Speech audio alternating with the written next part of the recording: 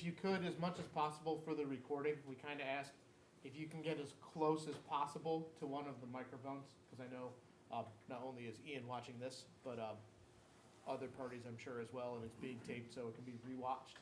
So as long as you can get close enough to a microphone to get picked up, so for like Emily in the back there, please come forward and get close enough so it will get picked up. So if you want to watch this again later, there's not weird dead silence where no one can hear anything, and there's an answer to a question that no one knows. So Okay. it'll also help our minutes taker who is ill and not able to make it record the minutes. Oh, So- okay. Okay, so we're going to start going into the public hearing here, and starting with the SPPF's presentation of the annual report. Yep. So just to kind of help preface it too, just as a reminder to everyone that tonight's public meeting is in regards to the annual report to the existing structure that's currently the, Maria can correct me if I'm wrong, the 890 feet of structure that's there, give or take? 947, I never remember. The 947-foot structure, there is a separate application in front of the selectmen and this board for an expanded structure that is not a part of the public meeting and the report tonight. So if you have comments related to that, please submit those in writing or keep an eye on the schedule for when that's coming up. But to at least kind of bracket the conversation tonight. Right. All right. Okay.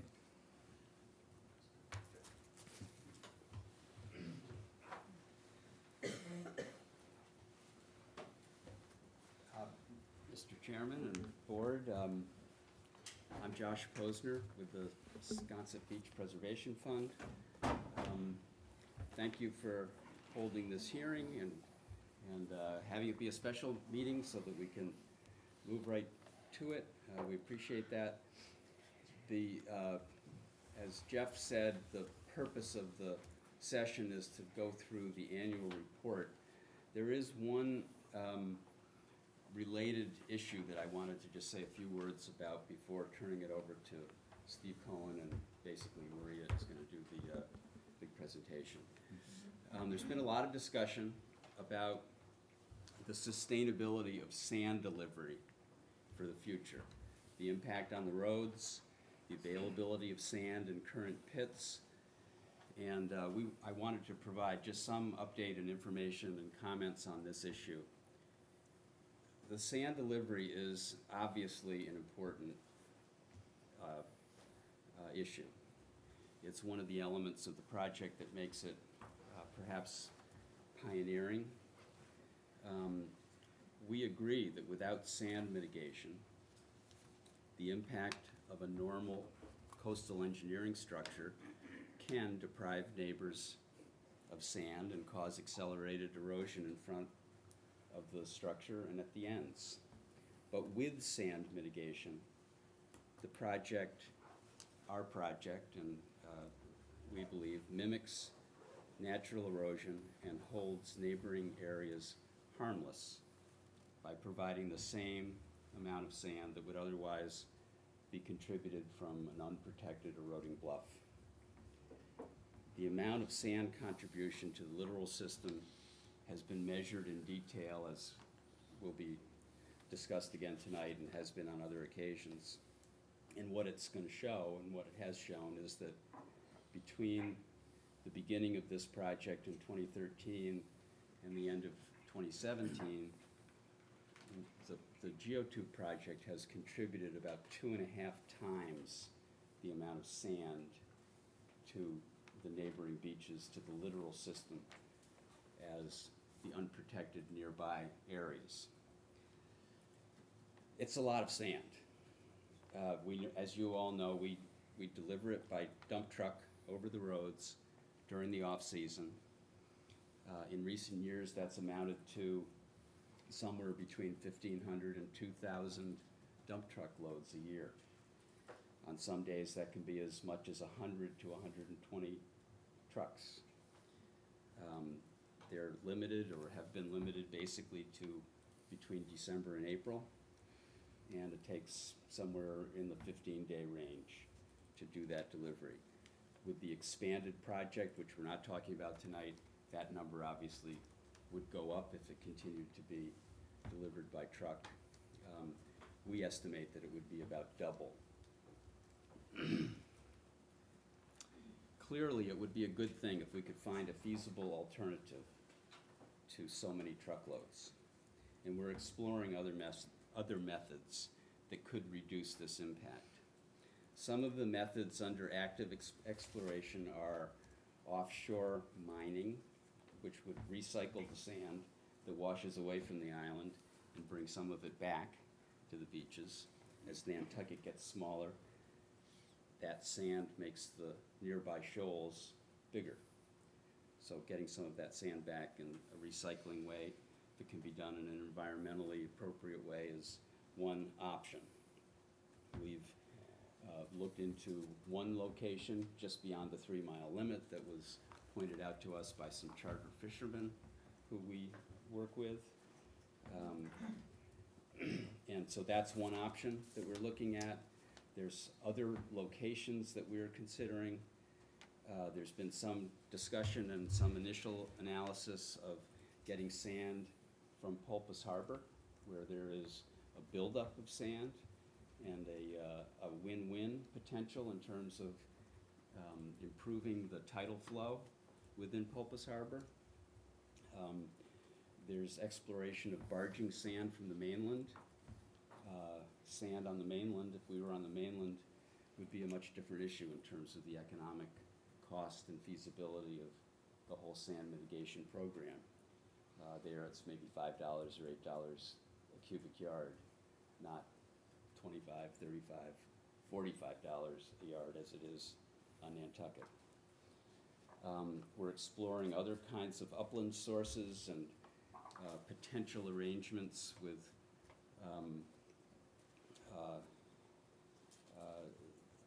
and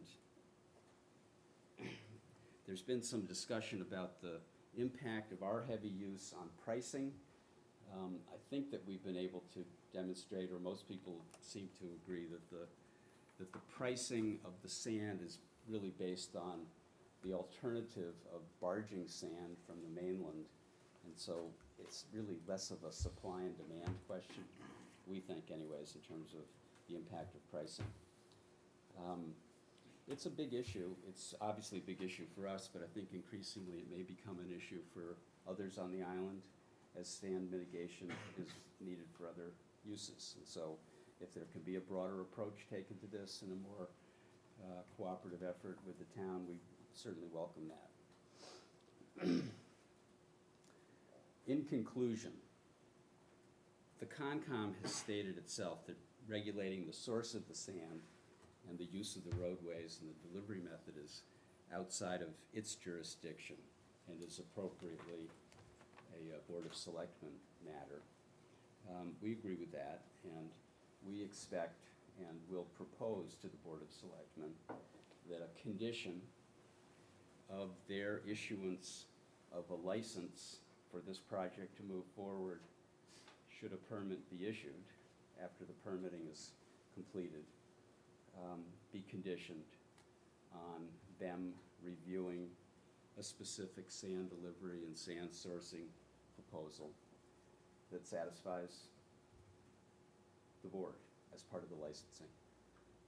We all know that the permitting of the project can take some time, and so we would hope that the Board of Selectmen, or the Select Board, I guess is what we're calling it now, sorry,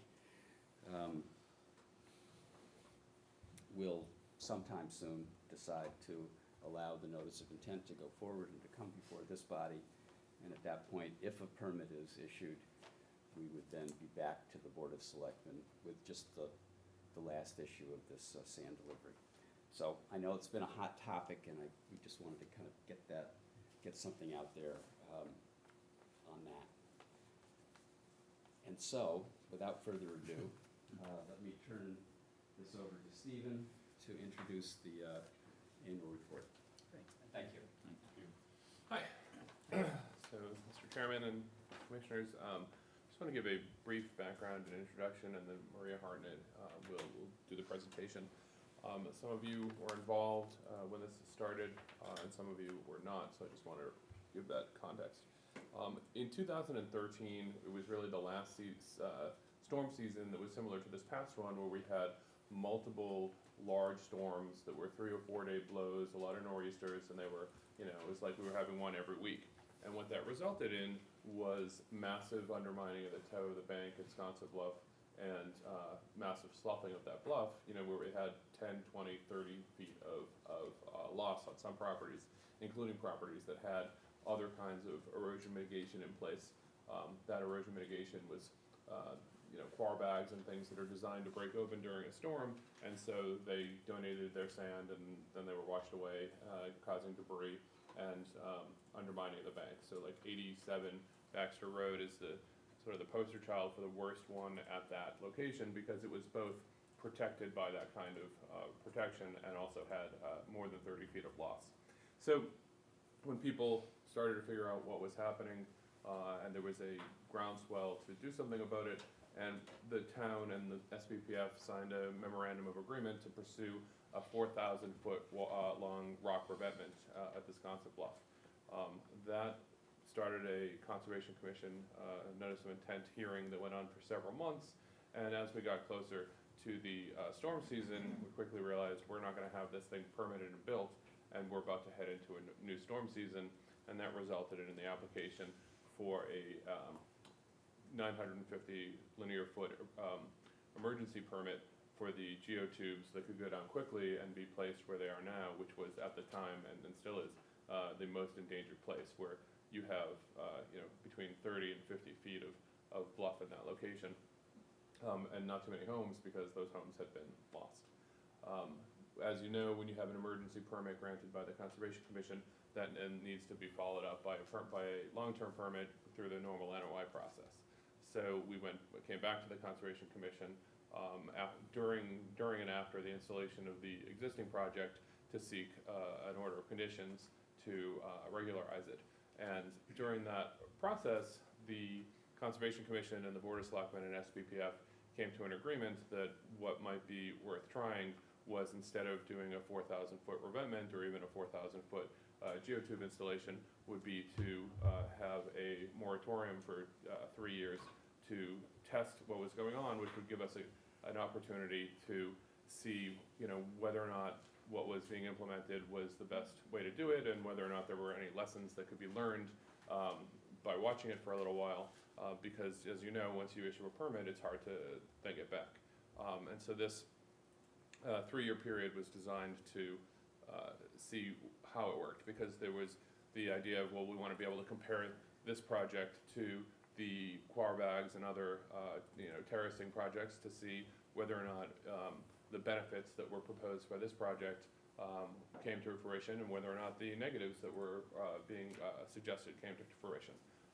And the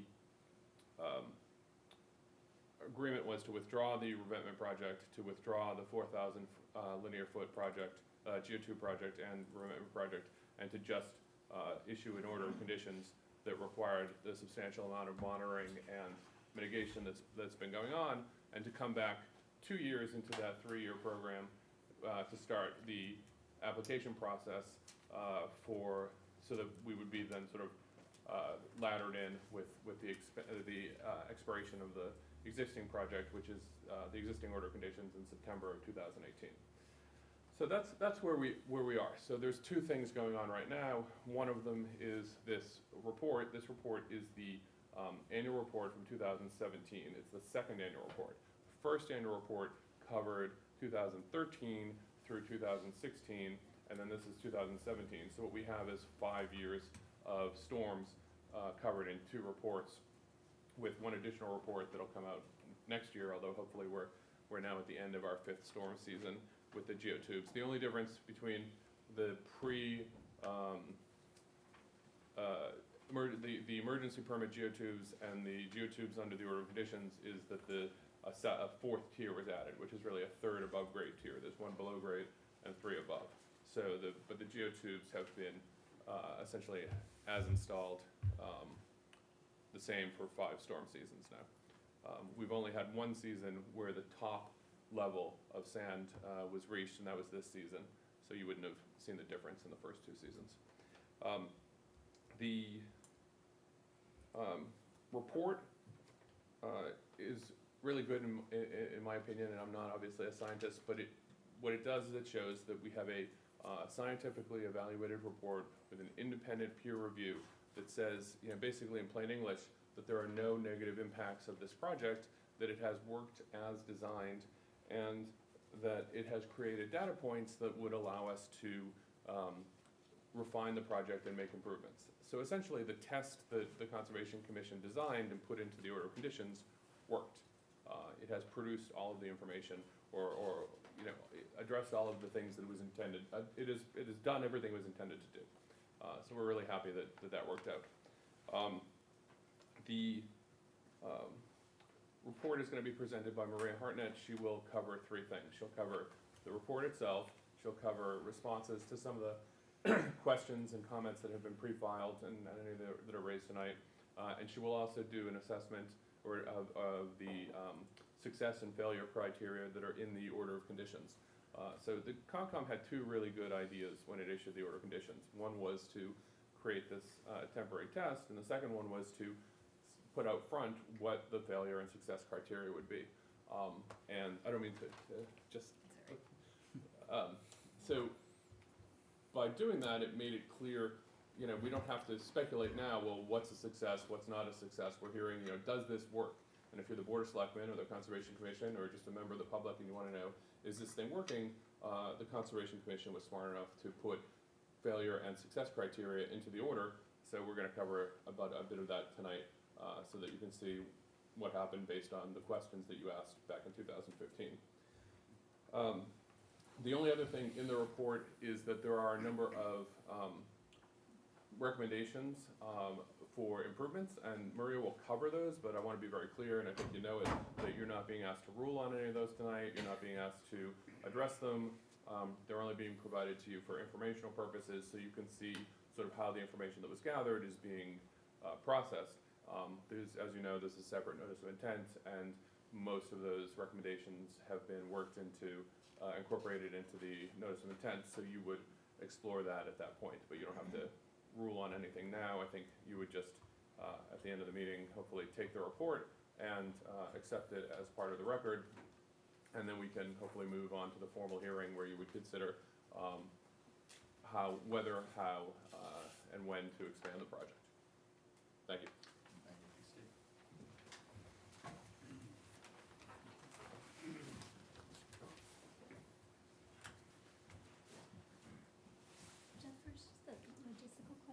Sure. So I'll stand here for most of the time to move the Perfect. slides, but a couple of times I want to go over and point some things out. Are there microphones close enough? I can Yeah, this one you'll and get then picked up by, Okay, they're so turned I'm up pretty standing loud. Here, that one should Yep, work. you'll be good. All right. You just might talk loud for everyone in the room. Sure. All right, well, thanks for setting the special meeting to go through the monitoring results. Again, Maria Hartnett from Epsilon for the record. Let me give you an overview of what I will be presenting tonight. So I'm just going to start with the summary and the key findings, and then I'll take you through the monitoring results, the bluff, shoreline sand delivery, wetland well, underwater, and drainage system reports. I'll take you through all of those. And as we go through those, I'll also take you through the independent review comments. I've put all of those in green, so as we're going through the slides, if you see any green text, those are the comments from the independent reviewer. Then I'll talk about some of our suggested revisions to the monitoring and mitigation program. Again, we would request a formal amendment for those, so no action being taken tonight, but we're just presenting those to you. And to let you know, they are nearly identical to what we presented last year. So you will have seen those before. And then we did see some of the comment letters coming in, so we have prepared some responses to those that I will also take you through. As Stephen mentioned, the project has now been in place for over 4 years or nearly 5 winters. And so given that length of time, we are now at a point where there has been a considerable amount of survey work done. So we have done 13 shoreline surveys, 6 with bathymetry, And there's another one going on tomorrow. So nearly 14 surveys just since the geotubes have gone in. We've done 4 underwater video surveys. We've checked the wetland wells 5 times. Last year we did some beach invertebrate monitoring. There have been 2 reports of the drainage system. There have been some aerial surveys of the bluff. And then each quarter we submit our work logs to you as required in the order of conditions. So each quarter those work logs are submitted, and those include an accounting of every time we regrade. So every time there's a minor storm event and the geotubes are uncovered and we recover them, we put together a little report that tells you, what date we were out there. We've got pictures of what it looks like before and what it looks like after. So all of that information has been taken into account in the annual report, and it has been submitted to the commission. So I just want to start at the high level in terms of the findings in the annual report we prepared, and then also in the independent review report, because overall there was broad agreement between our report and the independent review from Greg Berman. So as I put up here on the screen, in terms of the shoreline monitoring, we found that there are no adverse effects to adjacent beaches or the nearshore zone from the monitoring. And down in the right-hand corner in green, the independent reviewer concurred with that. His statement was that the natural changes in this dynamic area continue to overshadow any signal that might be from, I think there's a from, the geotube project. No additional shoreline change can be attributed to the project at this time with the available data provided. I think a couple words somehow got missed there, but his findings supports our conclusion. Likewise, we talk about how our sand mitigation is providing more sand than the unprotected bluff, and independent review supports that. There were no questions on that or anything. When we talk about potential revisions to the monitoring program, the independent review supported several of those. And when we are suggesting a potentially more adaptive sand mitigation program, the independent review suggested that that could be considered. The independent reviewer did have some technical questions and had some comments on some of the monitoring, and so I have provided responses to those. But again, at a high level, there is broad agreement between our report and the independent review. So what are the key findings of our annual report? Again, we're finding the base of the bluff has been stabilized. We haven't had erosion of the toe of the bluff. The geotubes have stayed there and stayed in place. Likewise, the face of the bluff is now doing really well. As you know, we installed the stormwater drainage system, and then there was also 2 efforts to vegetate the top of the bluff. We've been really pleased with how that vegetation is doing. We're looking forward to the new growing system when it is not dormant anymore, but that vegetation has stayed and is growing and doing well. Again, when we go back to the shoreline change data, what we're seeing is that the measured shoreline change positions and the rate of shoreline change are similar to what we've seen in historic patterns. Likewise, I'll get to the annual bluff survey, but we're seeing that the mitigation template is contributing more sand than the unprotected bluff. We aren't seeing adverse effects in our underwater video monitoring or the wetland well monitoring. And we do feel that the mitigation volume is conservative. Even though the mitigation template is contributing more than nearby areas, we are still having a pretty big chunk left over each year. And so I think that's something that we're suggesting that we look at something more adaptive. We'll get into all of that. So let's start with the annual aerial survey. So we did a survey in August of this year. We used AirShark. They're a pretty well-respected firm. And we did 2 surveys. We did photogrammetry. These were unmanned aerial vehicles or drones. And we did both photogrammetry, which, as I described there, it uses high-resolution aerial photographs, and you can get topo data from that. And then we also did LiDAR, and I put a little blurb there about how that works. And prior to conducting that, we set out a bunch of ground control targets. So we had 57 ground control targets, and we placed them at the top of the bluff, on top of the geotubes, and along the beach. So we tried to have very comprehensive coverage of our ground control points because that significantly enhances the accuracy of the survey.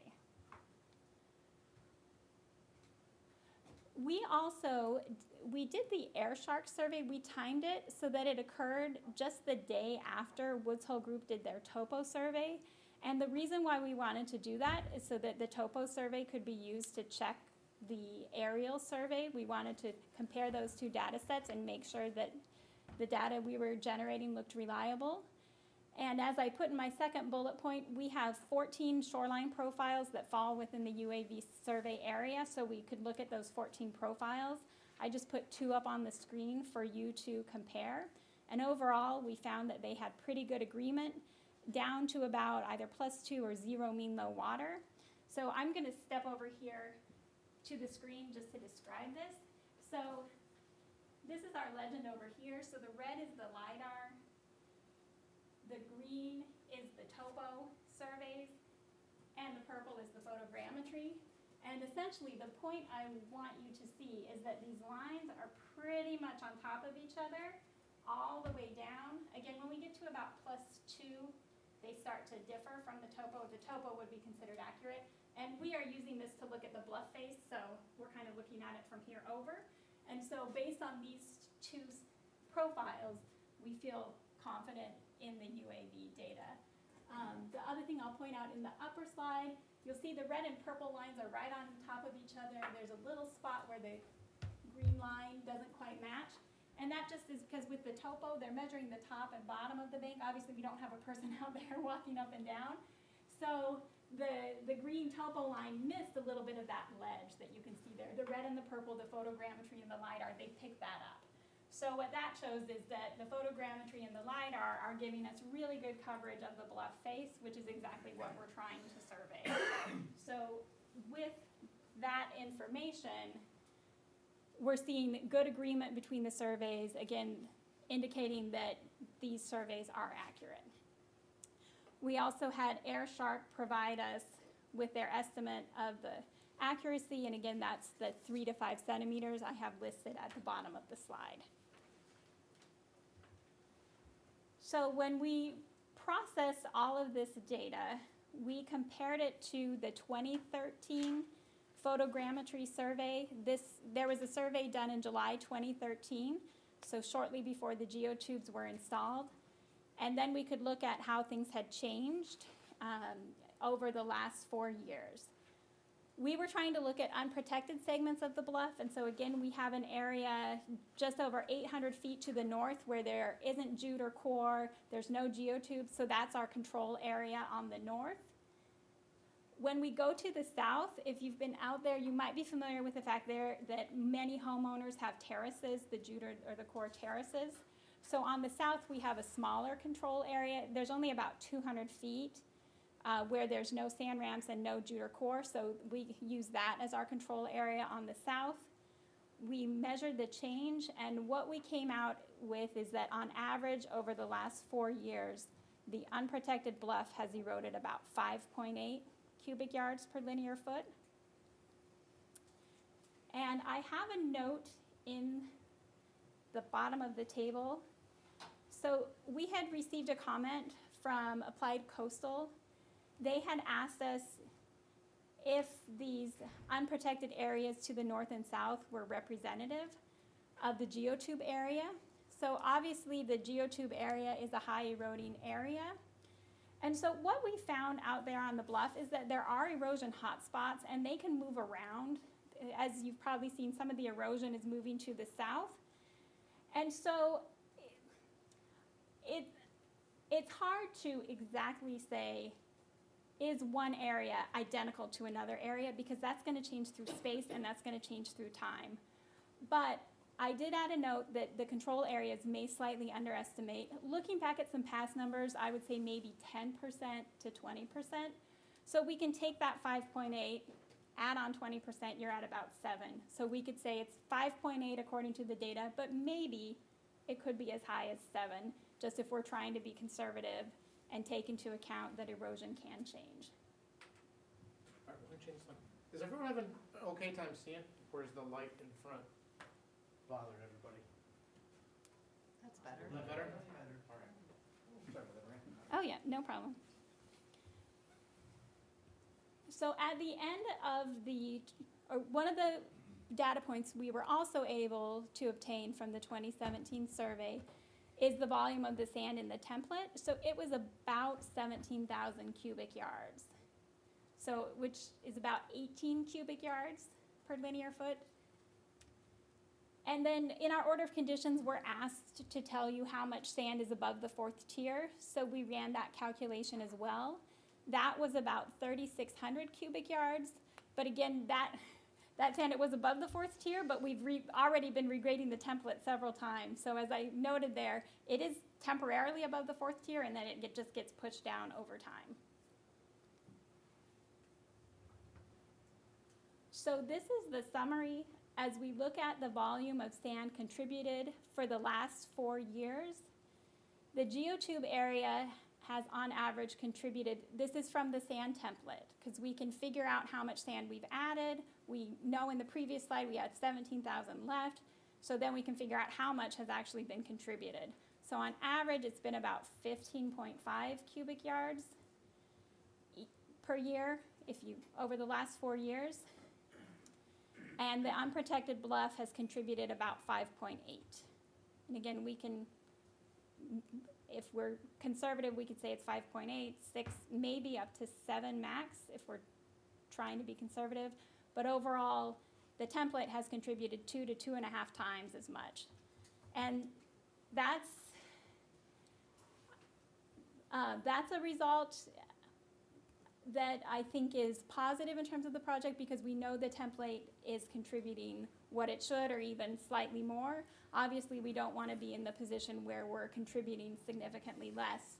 And if that did happen, then we would try to correct it by changing how the template is positioned. But what we're seeing right now is that it is contributing more over the last 4 years.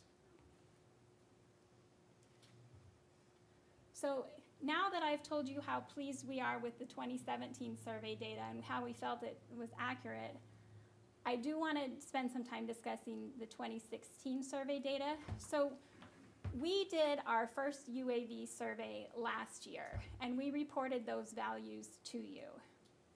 We looked at the data again, and UAV surveys, this is kind of an emerging field, so everybody's learning as we do it. As we looked at those data again this year, we realized that they were not accurate along the z-axis. We found that horizontally they lined up, but as we now had 3 data sets to look at, we discovered that it was now apparent that the vertical accuracy was not what it should have been. And so as we figure that out, we went to great lengths to make sure that the 2017 survey was something reliable. So again, in 2017, we went a little overboard on ground control points. I think we put in about double what they recommended. So we had 57. We spread them out from the beach to the top of the tubes to the top of the bluff. So we spread them out. And whereas in 2016, we had 11. And then in 2017, again, we compared the survey data to the Woods Hole group Topo data so that we could have that check. Likewise, we did photogrammetry and LiDAR so we could check both of those. We also talked with AirShark. We learned a little bit more about like a flight plan, or they provided information on optimizing your flight plan. And so, and as I mentioned earlier, we did use a new vendor for the 2017 survey. So going forward, we feel confident we will continue to use AirShark, we'll continue to use the ground control points, etc. But it did become apparent to us that the vendor we used in 2016, and just lessons learned, that the data from 2016 were not as accurate as we needed them to be. So I put an estimate in there, or a statement in there, that anything we cited last year from 26, those are just estimates, and we're not going to rely upon those. We'll only rely upon the 2017 data.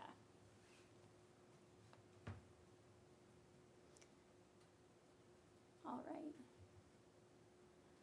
Okay, so now I've presented all that I have on the aerial survey, and I just wanted to go through the independent reviewers' comments on that. So the first one was actually a positive comment, where he noticed that we had prepared a separate report on the photogrammetry, and so he indicated that was a welcome addition, and so I just wanted to let the commission know that that is our approach going forward. We'll prepare a standalone report, and we'll try to get that out to you it takes 30 to 60 days to process the data. So just so you know, we are doing another one this summer, so you'll be seeing one of those reports this summer. So Greg also asked for some additional parameters to describe the accuracy of the survey. Excuse me. So he asked for spatial resolution, and so again, I've got that right in there, the amount of overlap, I've got the ground sampling distance, and the air. Excuse me, I'm gonna get some water. So that's something we'll put, I'll wait till I'm back into the microphone. That's something we'll put in all of our future reports, so it's right there. I know those are a bunch of numbers, but what I will mention is that those are essentially industry standard. So that's a way of demonstrating that the survey is accurate and that those numbers, that accuracy, the overlap, all of that, those are good numbers, good industry standard values. All right, so now I'll move on to shoreline monitoring. If the commission has questions on this as we're going through, I'm happy to take them as well. So I will continue on with shoreline monitoring. This map shows the 46 shoreline monitoring transects that are monitored by Woods Hole Group. As you know, this monitoring has occurred back since 1994, so we have a very broad data set. Right now, the monitoring is occurring quarterly, and Woods Hole Group checks for a change in position of the mean low water line and also the change in the volume.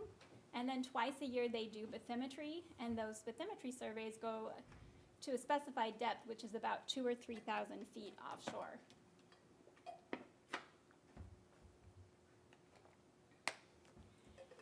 I will be taking you through shoreline monitoring trends. This is something that we have recently added to the Woods Hole Group reports in response to comments. So they've started including not just tables, but also shoreline change plots. These are for 9 representative profiles. There are 7 within and near the geotubes, and then ones to the north and south.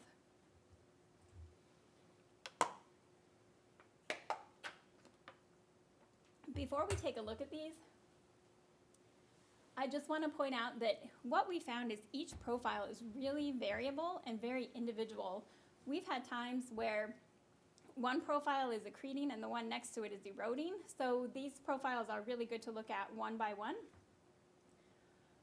What we found is that overall the current shoreline position, and this was current as of October 2017, that was the most recent survey, it's in a similar position to where the shoreline has been recorded before the project was built.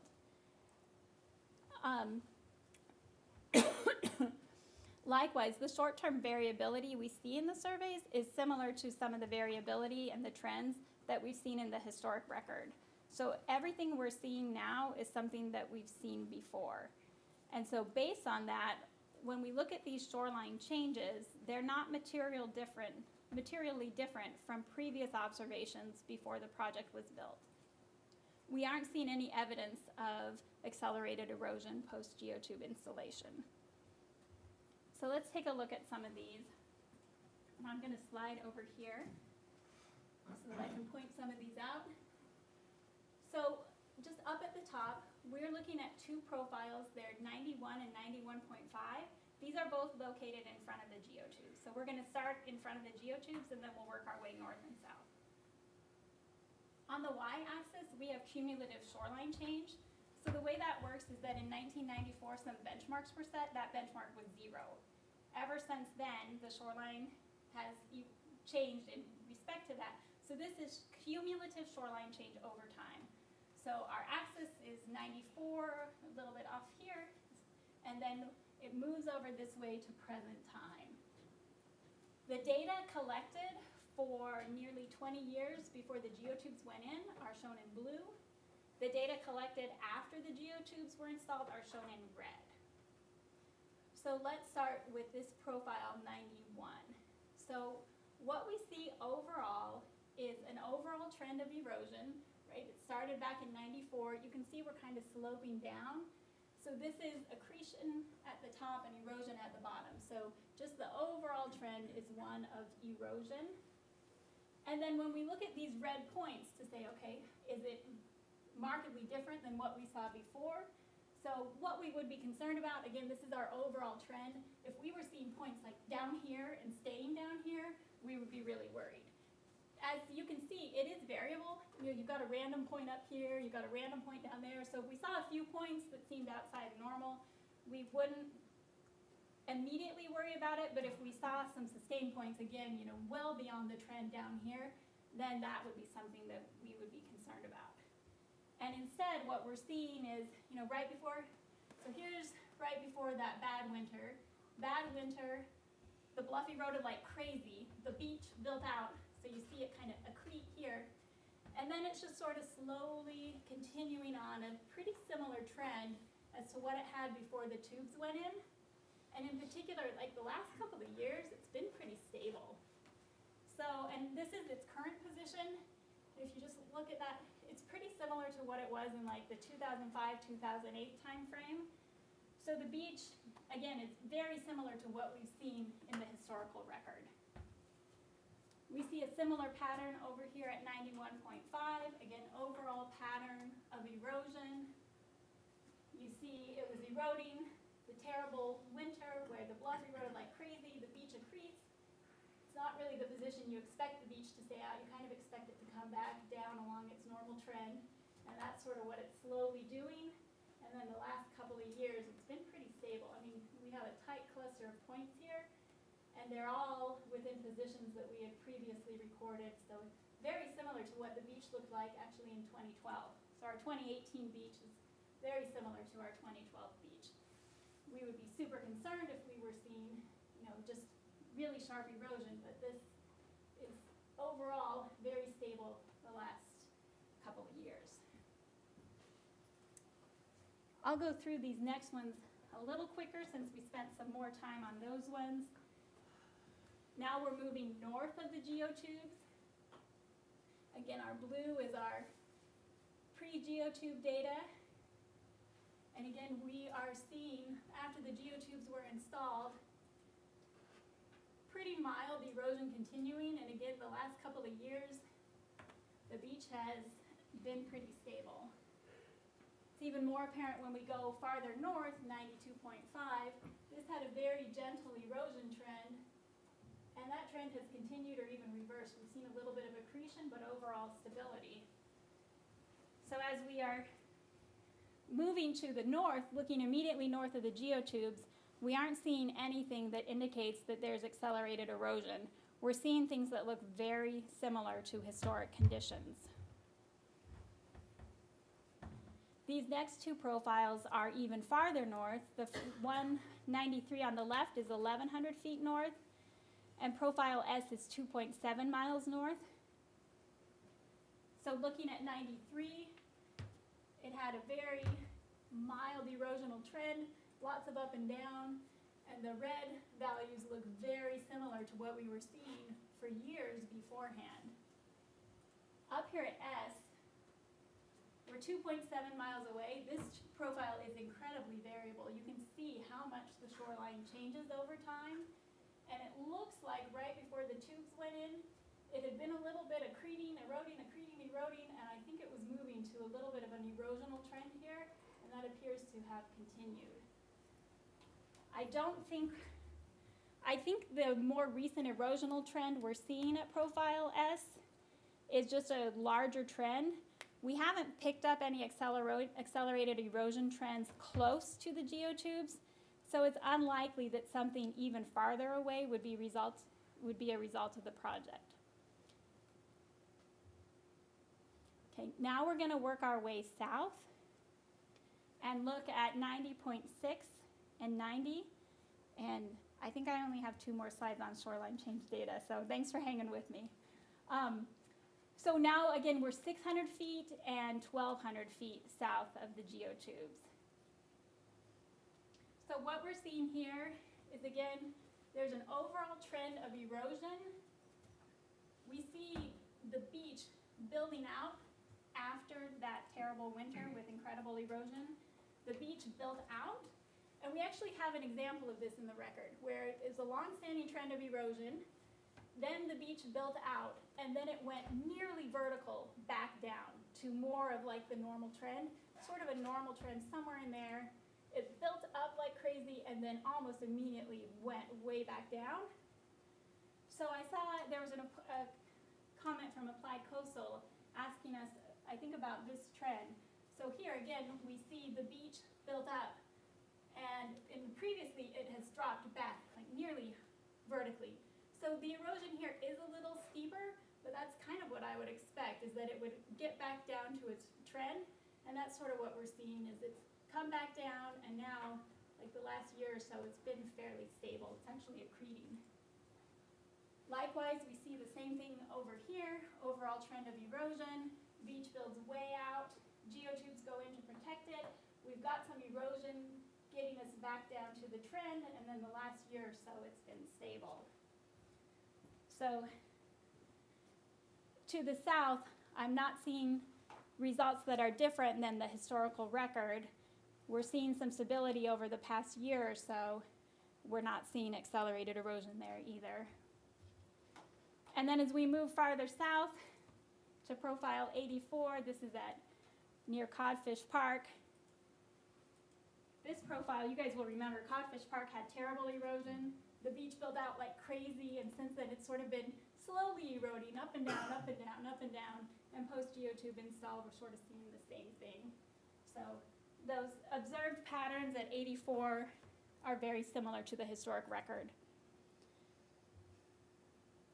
Okay, let me say one more thing. So taken as a whole, as we look at these patterns, again, they seem consistent with the historic record. We aren't seeing anything that is indicating this sustained, accelerated erosion in excess of the historical record. And several of these profiles we're seeing that things have really stabilized out there the past year or two. I have a slide here on beach topo. We had received some comments asking about beach width and where the high tide line is, and if the beach is narrower or lower in front of the geotubes than elsewhere. So hopefully you can see this beautiful white outline are the geotubes, and then we've got the beach contours above and below. We plotted the beach contours from 0 mean low water up to 15 mean low water. And so just if your eyes kind of follow the rainbow from north to south, you can see that the beach width, those contours, are broadly congruent to the areas north and south from 0 to 10.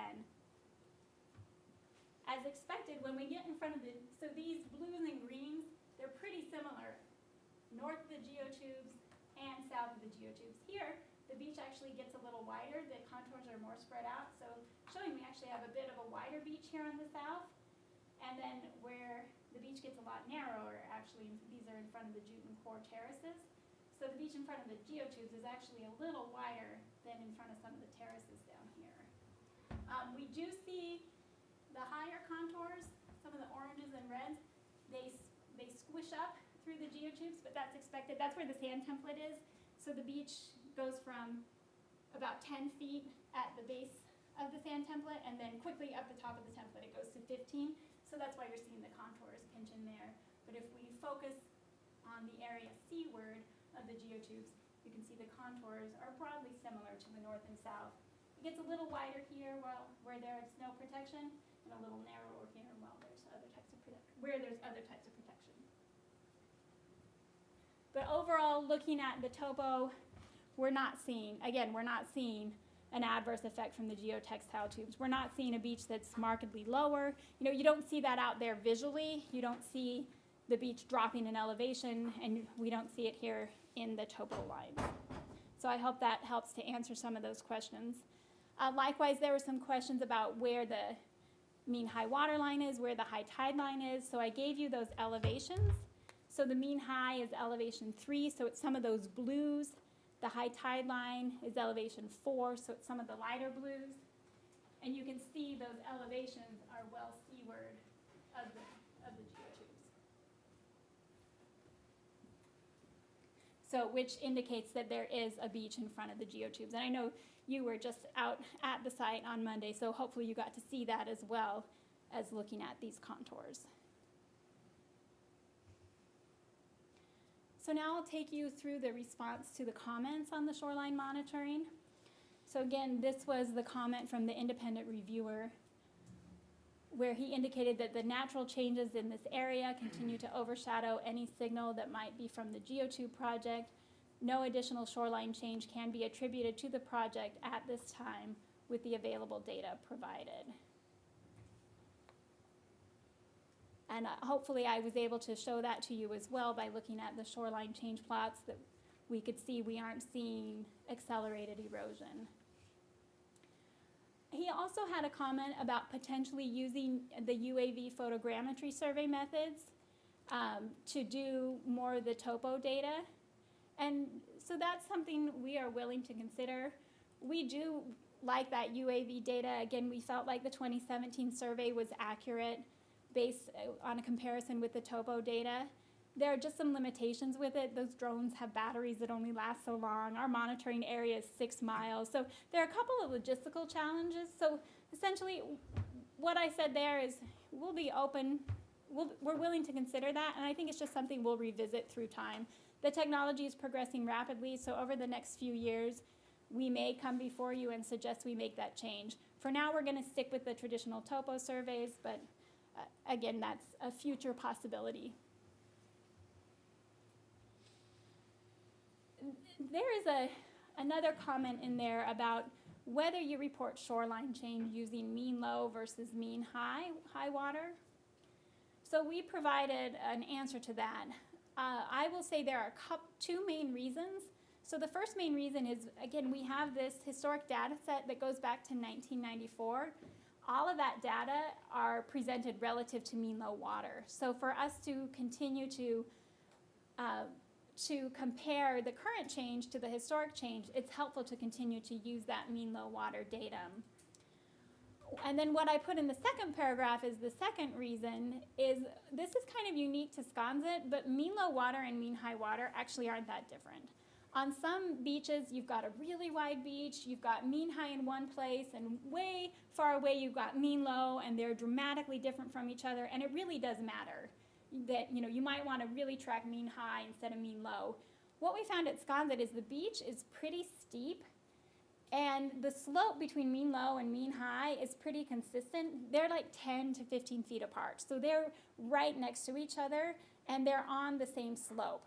So if you measure one point or the other, you're actually getting the same change. And so there's not really a compelling reason to switch to mean high. We're still getting the same data by sticking with mean low, and likewise by using mean low, we can compare it to our historic data. So for that reason, we're thinking of, recommending continuing to stick with mean low. Okay, there were a couple of comments on the shoreline monitoring. So Applied Coastal comment indicated that erosion has increased since the geotube project was constructed. And I believe that comment was in relation to some of those slides that I took you through, where you saw the beach build out and then move back to equilibration. And so again, we think that's just natural processes, that's natural equilibration, and now we have seen the beach stabilize for the last year. So we don't agree with that. We don't think there's erosion in excess of the historical record. We saw the Nantucket Coastal Conservancy had a comment about, has the beach narrowed or lowered? And again, as we responded, by looking at the shoreline plots, it hasn't narrowed or lowered relative to the adjacent unprotected beaches and the historic shoreline patterns. So what we are seeing is all consistent with historic shoreline change. And I tried to put it in simpler terms. Essentially, the beach that we're seeing out there now in terms of the position of the mean low water line is similar to the beach we were seeing somewhere in the 2005 to 2012. So the beach we're seeing out there now is similar to a beach that we've seen in the historical record. Likewise, they asked about what are the impacts outside the immediate area of the geotubes. And I'm probably sounding like a broken record now, but again, we're not finding adverse impacts to adjacent shorelines, and the third-party reviewer concurred with that finding. Okay, now I'm going to move on to the sand delivery report. So I wanted to start in the first bullet point. I know Josh was mentioning sand. So since this project has been constructed, there have been over 90,000 cubic yards of sand delivered. And some of that was for geotube construction, some went on the bluff face. So I put in a note, it's about 70,000 cubic yards has been delivered for mitigation. And then I mentioned that the last few years have had lower erosion. Again, the 22 cubic yards per linear foot number is conservative. We calculated the average bluff to be 14.3. And as you guys know, out there, the bluff erosion, some years are pretty quiet, some years are really catastrophic or heavier. And up until March, it had been pretty low erosion. So we've had a fair amount of sand left over, about 15,000 cubic yards in April of 2016 and about 17,000 cubic yards in summer of 2017. So I put in a note, as we discussed earlier, that the mitigation template, it's contributing more sand than the unprotected bluff, but we just still have a lot of sand left over. And as we discussed last year, we would like to implement a more adaptive sand mitigation program. Again, this is our suggestion tonight. We would file a formal amendment to actually get it approved. But this is consistent with an informal suggestion from DEP, where they said keep the mitigation volume conservative, keep it at 22, let's be conservative, but then just refill it every year. So whatever goes over the winter, let that go, and then refill it every year so that prior to the start of the next storm season, you've got it all out there. To me, that seems a reasonable approach, and that is what we are recommending. So this year, that's the approach that was followed. So after we had the August survey and we knew how much sand was out there, SBPF delivered more sand to refill it. Those deliveries occurred in December and January, so the template was refilled. But in order to deliver the full 20,000, because right now the way the order is written is no matter how much erodes, you just put out 20,000 cubic yards every year. So mathematically, we are 6,300 cubic yards short after those deliveries. Does that make sense? So there has always been plenty of sand out there, and the template was refilled, but we didn't put out the full additional 20,000 on top of what was already out there. So, and as I put, more sand has actually been delivered since then. So as of right now, it's all been delivered. There's not a mathematical deficit, but technically another 20,000 cubic yards need to go out there this spring. And so I think that's something worth discussing is, again, do we keep putting out 20,000 cubic yards, or do we consider just refilling it each year? I think in either case, we would never set a maximum. So if we get a really bad year, I don't think we're ever saying we would fill it to 22, and if that all goes, we'd stop. I think we would always keep the condition that those tubes have to be covered. We always want to cover over them. And so I think this adaptive program, again, it doesn't set a maximum, but it does better reflect the fact that some years are quieter erosion-wise than others. All right, moving on to wetland well monitoring. So there's a stormwater drainage system that was installed over 2 years ago. We did monitoring of the wetland wells across the street. Last year, this was our second year of monitoring. We did a couple more readings in September and October.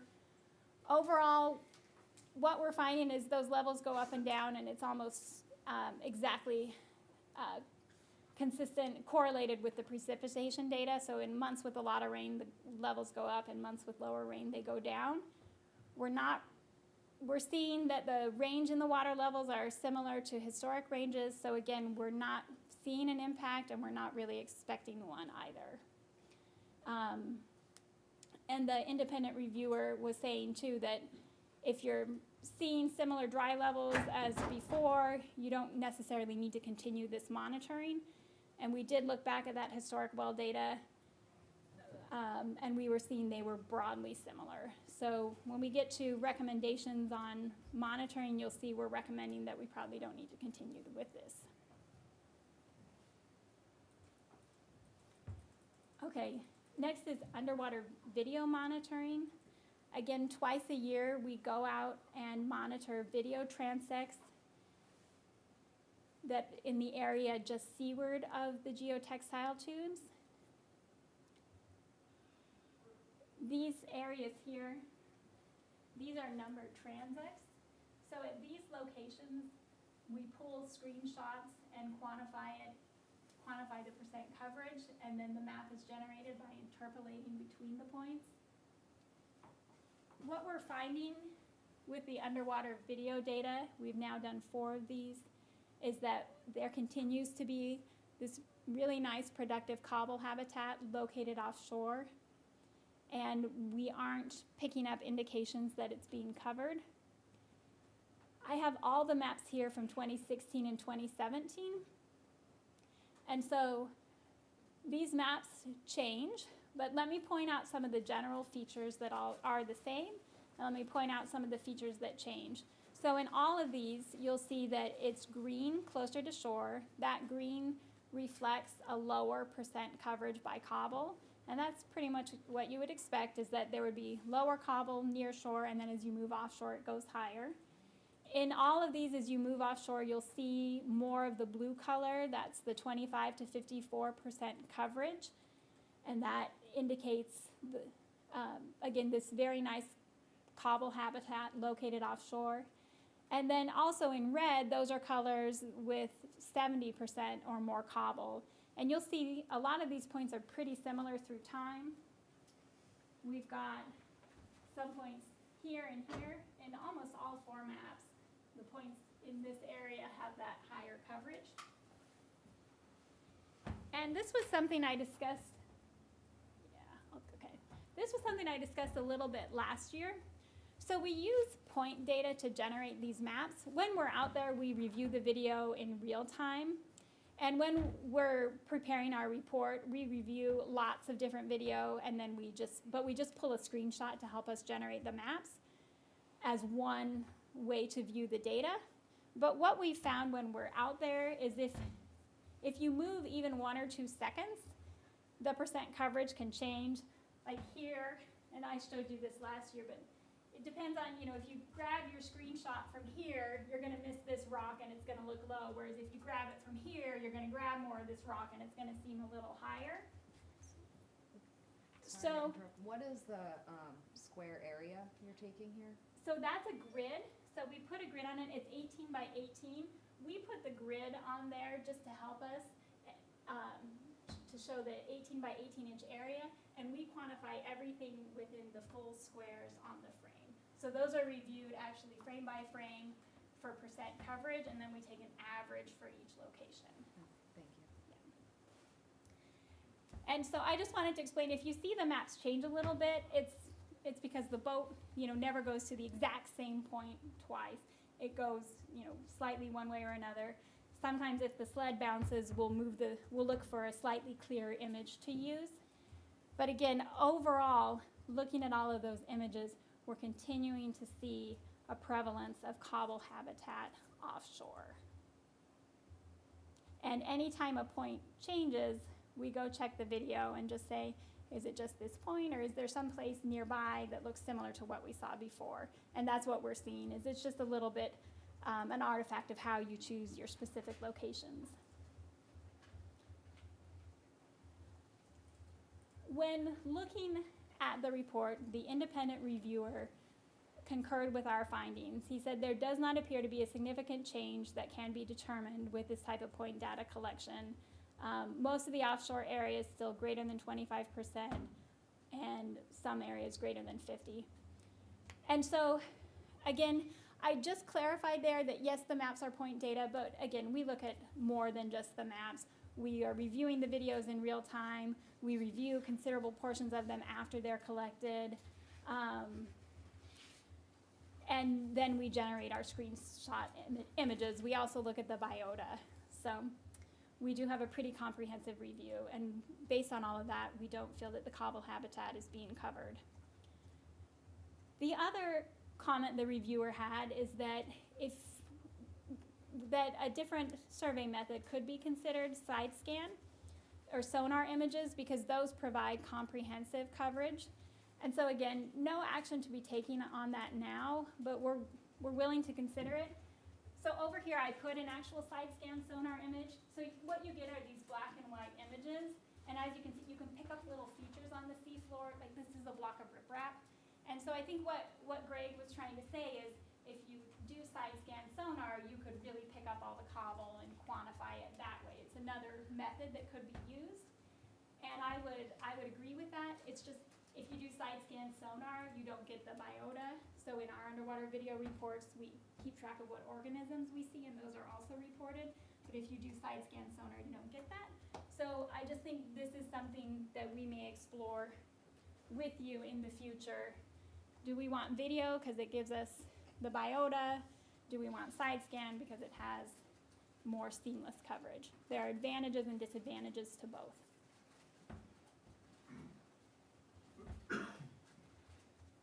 Okay, next is the annual drainage system report. So again, this is the catch basin installed near 91 Baxter at the top of the bluff. Nantucket Engineering and Survey inspected it. The system appears to be functioning as designed. He found there's about 5 inches of sediment in it, so it's below the threshold for cleaning. What we've also found is, again, this was put in to help handle runoff over the face of the bluff and eroding the face of the bluff. And what we're finding is that the face of the bluff appears to be doing really well. Again, it's been vegetated. All of that vegetation is staying and is growing well. So this appears to have addressed that problem, and we're satisfied with how it's been working. The independent reviewer says, you know, the system is likely performing as designed, so he agreed with our report. Okay, so now I'll go to recommended changes to monitoring. Again, these are identical changes that we recommended in 2016. So on the aerial bluff monitoring, that's actually not required in the order of conditions, but it provides such useful information that we intend to continue doing that annually. We hope to do our next one in May. We would like to adjust the shoreline surveys to get the most meaningful data. So the first point I put were to include the plots of shoreline trends. Woods Hole Group is now doing that, so we've implemented that. We would like to change the shoreline monitoring frequency to 2 times a year, and that's actually specifically mentioned in the order of conditions. When we received the order of conditions, it stated that it was required 4 times a year for 3 years, and that after that point we could come and ask to back it down to twice a year. And the independent reviewer agreed with that twice a year was reasonable. We also similarly wanted to change the bathymetry from twice a year to once a year. And we also wanted to consider just doing the whole numbered profiles, so essentially doing like half of the profiles for bathymetry. And Applied Coastal, in their comment letter, they indicated that the reduction in bathymetry to once a year was reasonable, but they did ask to maintain the historical pre-project lines.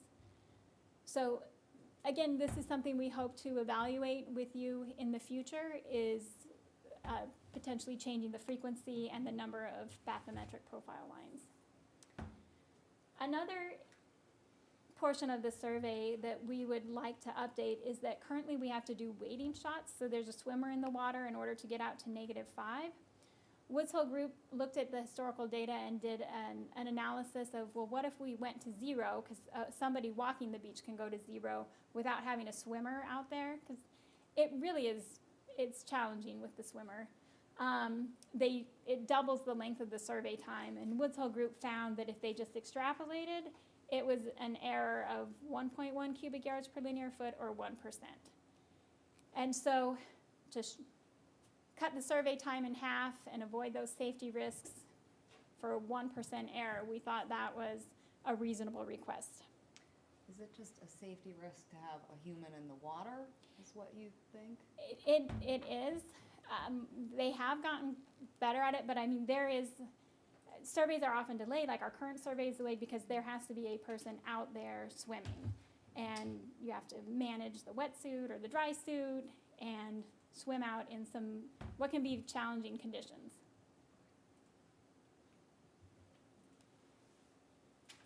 So when we recommended this last year, Greg Berman indicated that for wading shots you can get a sandbar, and so you might need those, that there might be information there that you would lose if you got rid of the wading shots. And so in our response back to him, we mentioned, again, those sandbars are on other beaches, but they're not there at Sconset. It's just a really steep beach. And again, Woods Hole Group did this whole analysis of, well, what if we extrapolate versus what if we monitor? And what they found is it's only 1.4%. So we don't think we're missing key information if we eliminate those. So again, on the wetland wells, he felt that they could likely be discontinued, and that was our recommendation. On the underwater video monitoring, we suggest we back off the frequency and only require that like once every 3 years. Again, the mitigation template volume is small compared to the overall shoals moving through the area. So it's just, I think we calculated it. If the whole mitigation template went offshore and just stayed in a box offshore, it would be like 4 inches, whereas the shoals that move through can be a foot or 2, or just natural bathymetry variations can be a few feet. So we think we could really back off the frequency of that and just check it every few years. On the drainage system, again, we've monitored it for 2 years now. We would like the town DPW to take it over. And the third-party reviewer said, you know, if the town's willing to do that, it probably wouldn't be a big effort.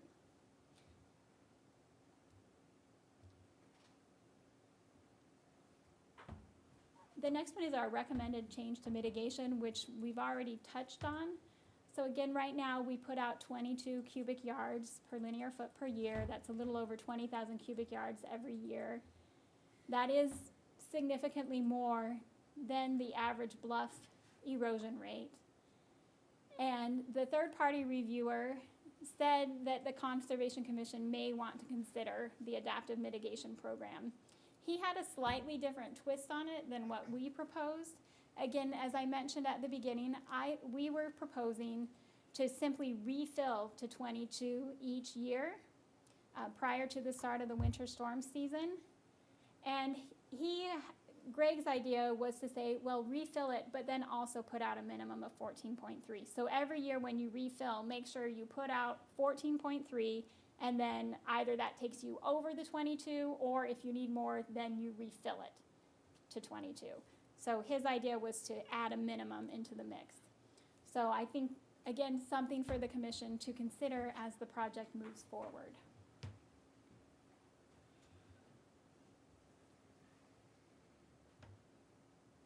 As part of Greg's review of our recommended change to the mitigation, he had a comment that over 70% of the annual volume was being contributed, and there hadn't been any storms, and so we shouldn't reduce the sand template. So I just wanted to respond to that. Again, we aren't proposing to reduce the sand template volume. We're just proposing, again, that it's refilled every year. It's not just 22 on top of 22 on top of 22, no matter what goes. We're proposing just to refill it and have it at 22 at the start of the storm season. And then I put in a little nuances. So overall, the project has contributed 15.5 cubic yards on average each of the last 4 years. Those first 2 years, though, there was construction. You might recall during the construction process, there were windrows and other things. So a lot of the sand washed away really quickly during construction because we were excavating water source trenches and we had some sand placed seaward that eroded fairly quickly. If we look at the last 2 years, the mitigation template has been contributing more like 9. And so it's about 1.8 times the 5.8. And so we're still, if we've been contributing 9 and we still put out 22, we just still think there's a really big safety factor there. And that using this approach of 22 is adaptive but still keeps a significant volume of mitigation sand available. The last comment I wanted to make on this slide is both the independent reviewer, and we saw there were some applied coastal comments that there hasn't been a significant storm or there haven't been a lot of large storms. And so we put together this table with Woods Hole Group just showing some of the storms.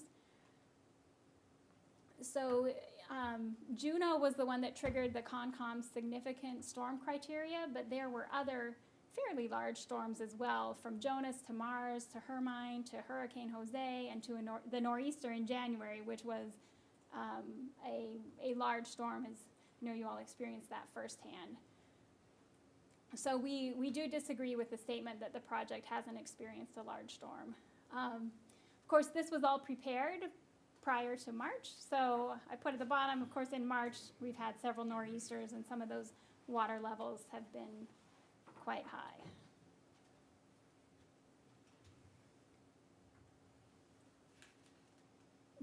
An additional comment from Greg Berman goes with whether all the mitigation sand goes on top or whether it goes on the sides. We're comfortable that we can get out 22 cubic yards per linear foot at once, but we just worry if we keep having to put on top and on top of that, that some of those access ramps are going to get really steep. And as you know, we have heavy equipment out there working to spread it, so we are a little concerned about, if the template gets ever higher, how are we going to get our equipment onto those ramps? And so, one of Greg's comments was that maybe you could put some sand on either end.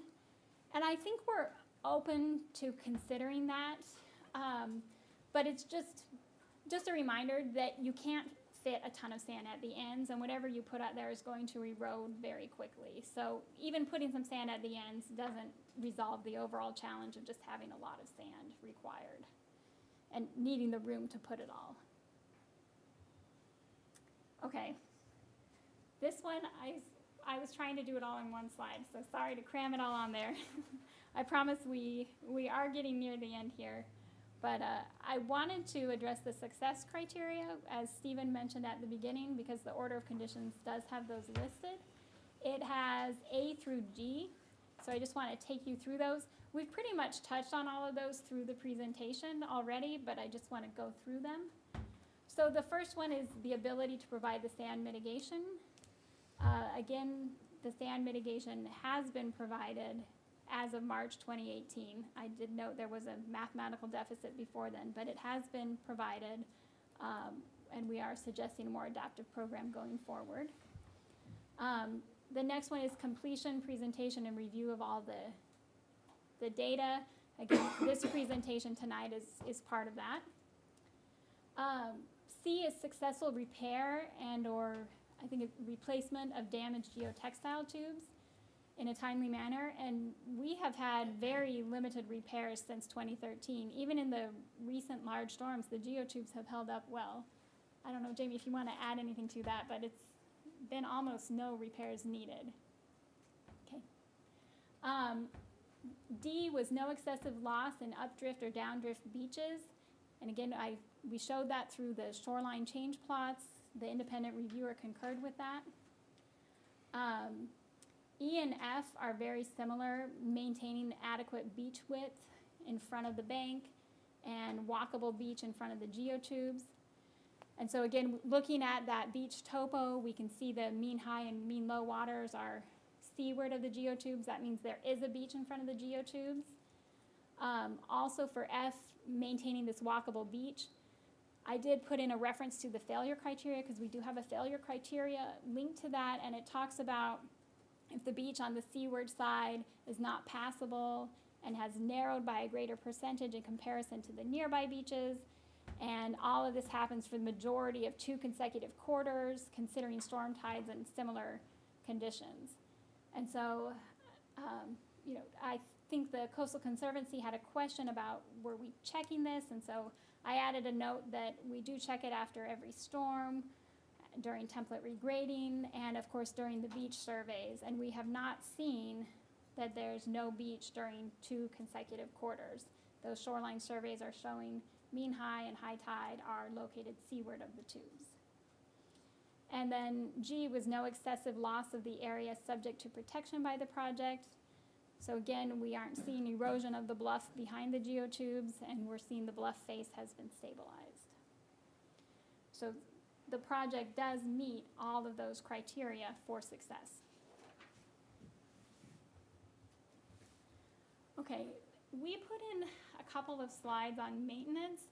So the purpose of this meeting, as you know, is to discuss the 2017 monitoring results, and I'm pretty much finished with that.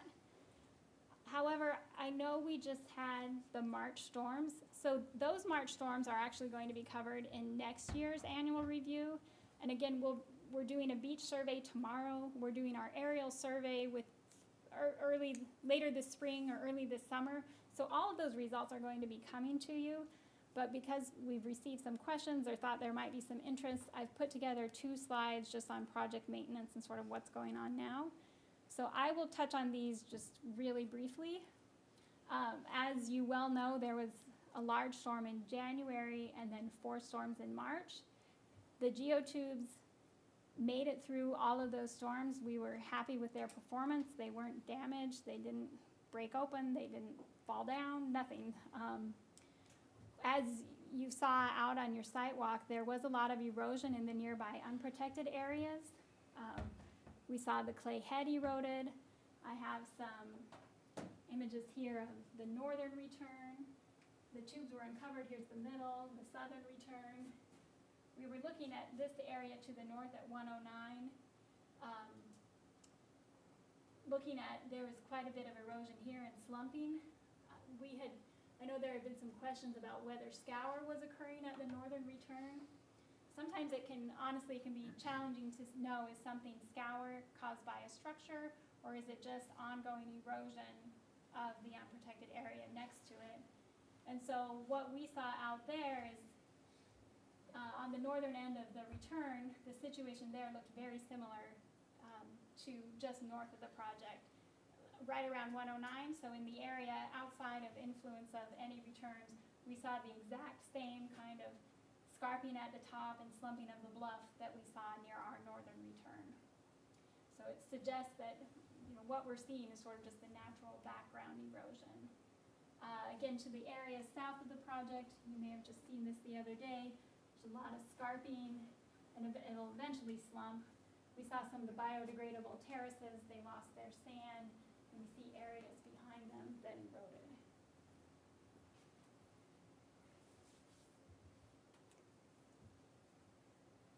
I have another photo of the area to the north of the project. Art happened to do some surveys at 109, so this is just north of our northern return. This was an image taken in January, and then this was an image taken after the 3rd nor'easter in March, so you can see a huge area of erosion here and the loss of the fence. So what we're seeing is a lot of natural scarping in areas well outside our structure, and again indicates that what we're seeing near our structure is similar to what we're seeing in other natural areas. The tubes are in the process of being recovered. The tube regrading started after the 3rd storm, and it's been ongoing. Again, the beach was not really accessible between those first few storms, and so we did get out there as quickly as we could to recover them. In addition to the template sand that was available, I also just wanted to mention that because we were in the middle of sand delivery, there was actually 2,500 cubic yards sitting at the southern end of the project. And so I saw there were some comments or questions about, well, with these storms close together and beach conditions don't allow you to recover the tubes immediately, what type of effect is that happening?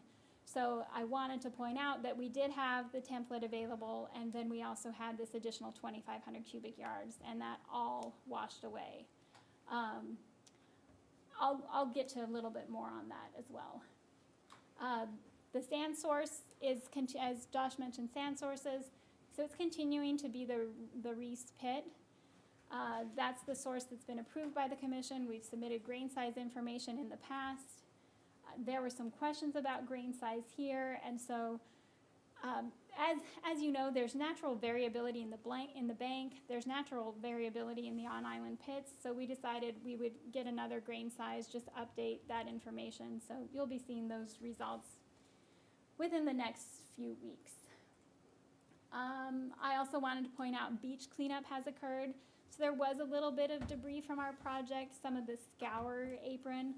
Everything was attached to the geotubes, so we weren't like losing debris into the marine environment, but you could see some frayed ends sticking up, and that all was cleaned up yesterday. That's what these pictures show, is just the material that was picked up and carted off, and this shows the beach cleaned up afterwards.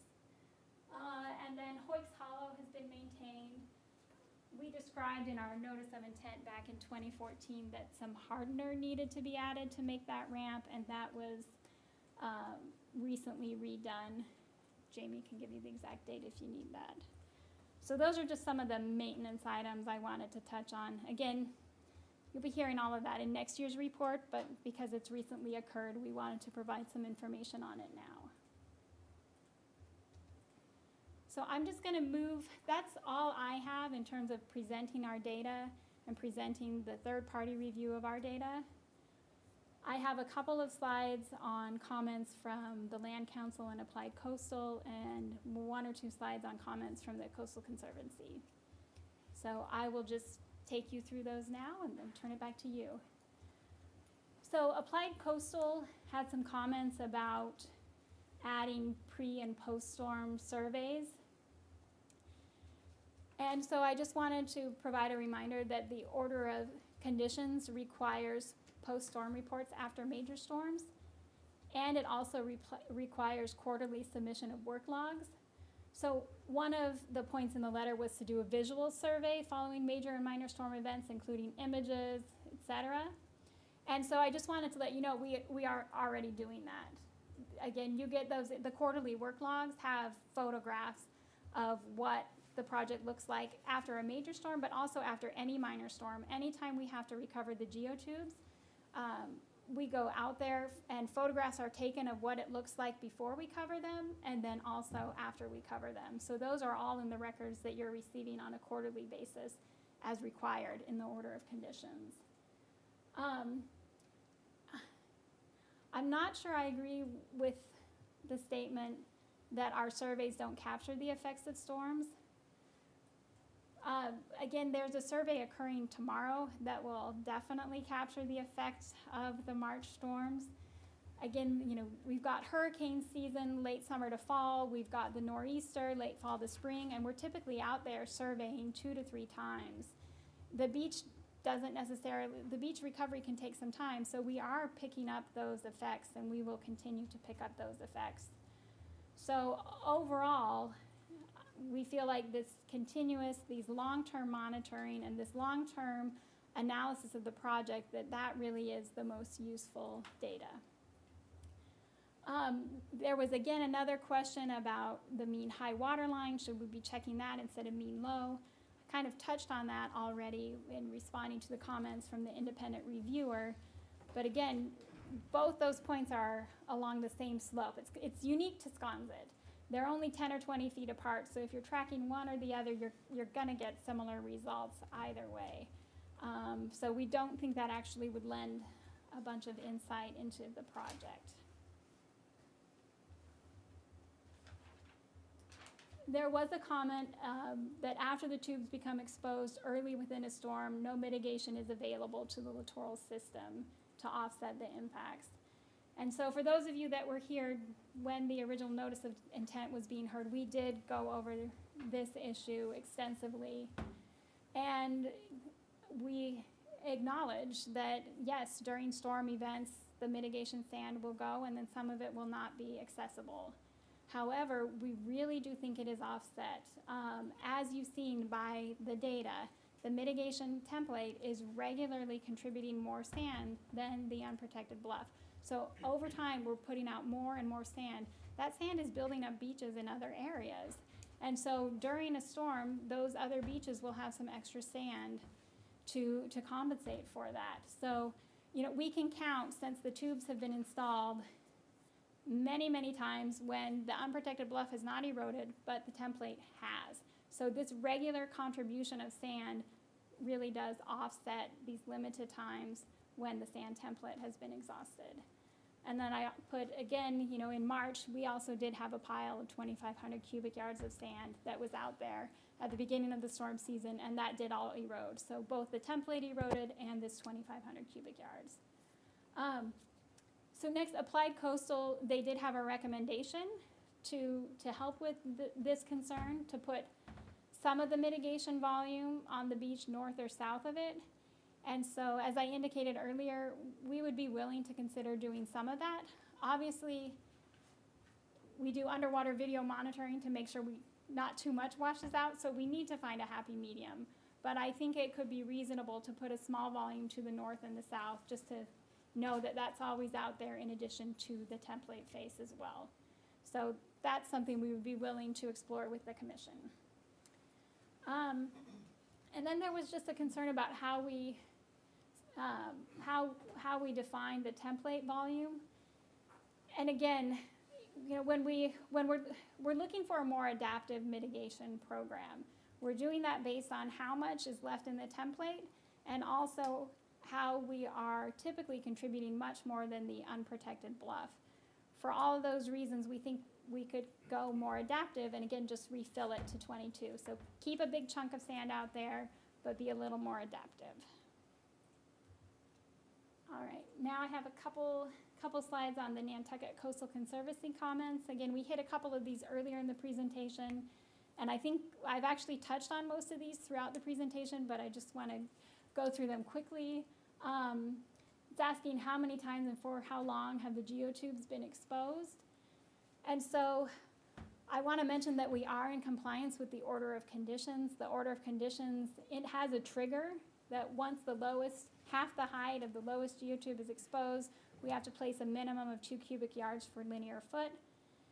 And so each time a storm is there and the tubes are uncovered, we're more conservative than that criteria. Anytime any part of the tubes are uncovered, we go out there and we recover them with 2 cubic yards or probably more.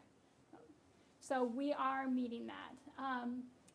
During last winter, the geotubes were recovered 6 times, and we try to get out there as soon as we can.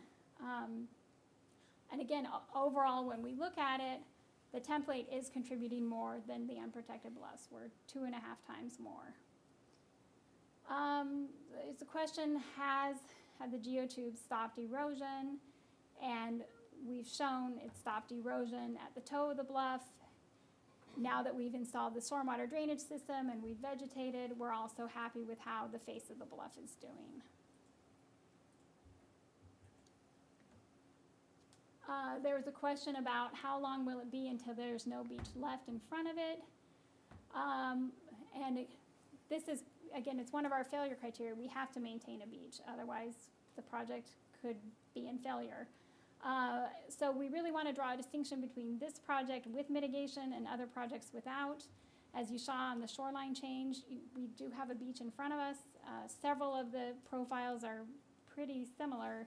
Within the last year or two, they've been pretty stable. So we expect to maintain a beach, and in fact, we have to maintain a beach. And then it was a question about the sand needed for future replenishments, and Josh touched on that. The sand, we can use the pits for now, and then ongoing, we'll explore some other options. But anytime we change a sand source, you probably already know this, it's in our order of conditions that we have to present that sand source to you for review and approval and provide grain size analyses. So there won't be any change without your prior review and approval. All right, so in conclusion, we found the tubes have stabilized the base of the bluff. The face of the bluff has also been stabilized. The project has contributed more sand than the unprotected bluff. We had about 17,000 cubic yards left at the end of last summer. The independent review concurs with our finding that the shoreline monitoring data don't show any indication of accelerated erosion. And likewise, the independent reviewer concurs with our finding that there's no evidence of harm in the underwater video monitoring. So you can breathe a sigh of relief. I'm done. Happy to take any questions. Or turn it back over. Thank you. Yep. Yeah, I had just a quick comment. I guess the one thing that's sort of, I'd have to disagree right away is the end scour at the knob, I think, would be far-fetched to say that that was natural. And you Yeah, got two so I'm hard not- structures side by side. I mean, I'm not quite sure why, in the original construction, that it didn't, why the tubes weren't continued to the very end, to the, Yeah, Jamie can answer that, and let me clarify what I was saying. I'll clarify and then Jamie will answer. I wasn't saying it wasn't end scour, but I was just saying it's honestly, it's hard to tell. What of this is natural, what is end scour? Looking at other areas just to the north, you see sort of similar things. So that's what I was trying to say, is that it's similar to what we're seeing farther to the north. And Jamie can speak to the returns. Okay, so, Jamie Feely for the record. So that little area right there that you're referring to, and as you indicated in your slideshow, has pretty much the same exact condition in front of 109, because down at the bottom, you can, I don't know if you guys walk the beach yeah, between Hoyts yeah, Hollow, Monday. on the north side? Okay, so Not there's, all the way down, but yeah, so, far enough. There's no geotubes down there, though, that would be no, I understand, similar, but there's areas that are very similar to what you're seeing at the north end. So I'd say in front of 109, there's probably 3 or 4 areas where it goes in and there's a little bit of clay along the bottom of the, I'd say like the first 4 feet above the beach area there. So you do see this condition on the north side reoccurring. Clearly there was a big clay head there, and so, you know, in between, yeah, I mean, there's gonna be probably more wave energy in between those 2 hard structures than otherwise, and I think that's indicative of what you see up and down that bluff face. There is a lot of clay that starts and stops, and so when you see, like in front of 109, that's exactly the condition you see where there's been a lot of erosion in that area. So, you know, our hope is to actually do a little augmenting there and to fill that area in. But I think you were going to answer the question of why were the returns Yeah, why constructed did- that way? Oh, so That so when the clay head was kind of in its full form originally, and you'll notice the returns on the southern end are much longer and much more gradual relative to the bluff than the ones on the north, which are short and sharp angled. And the reason for that is we just tried to tie it into that clay head. And when we originally permitted this, nobody wanted us to touch that clay head or to excavate into it. And so we've been sensitive to that all along. And so the way the returns are stacked like a pyramid, as they come out and as they're underground and under the beach and further back, we didn't want, and the clay head was kind of the same thing going there, so we were careful not to Okay. excavate into the clay head, so, Thanks. yeah.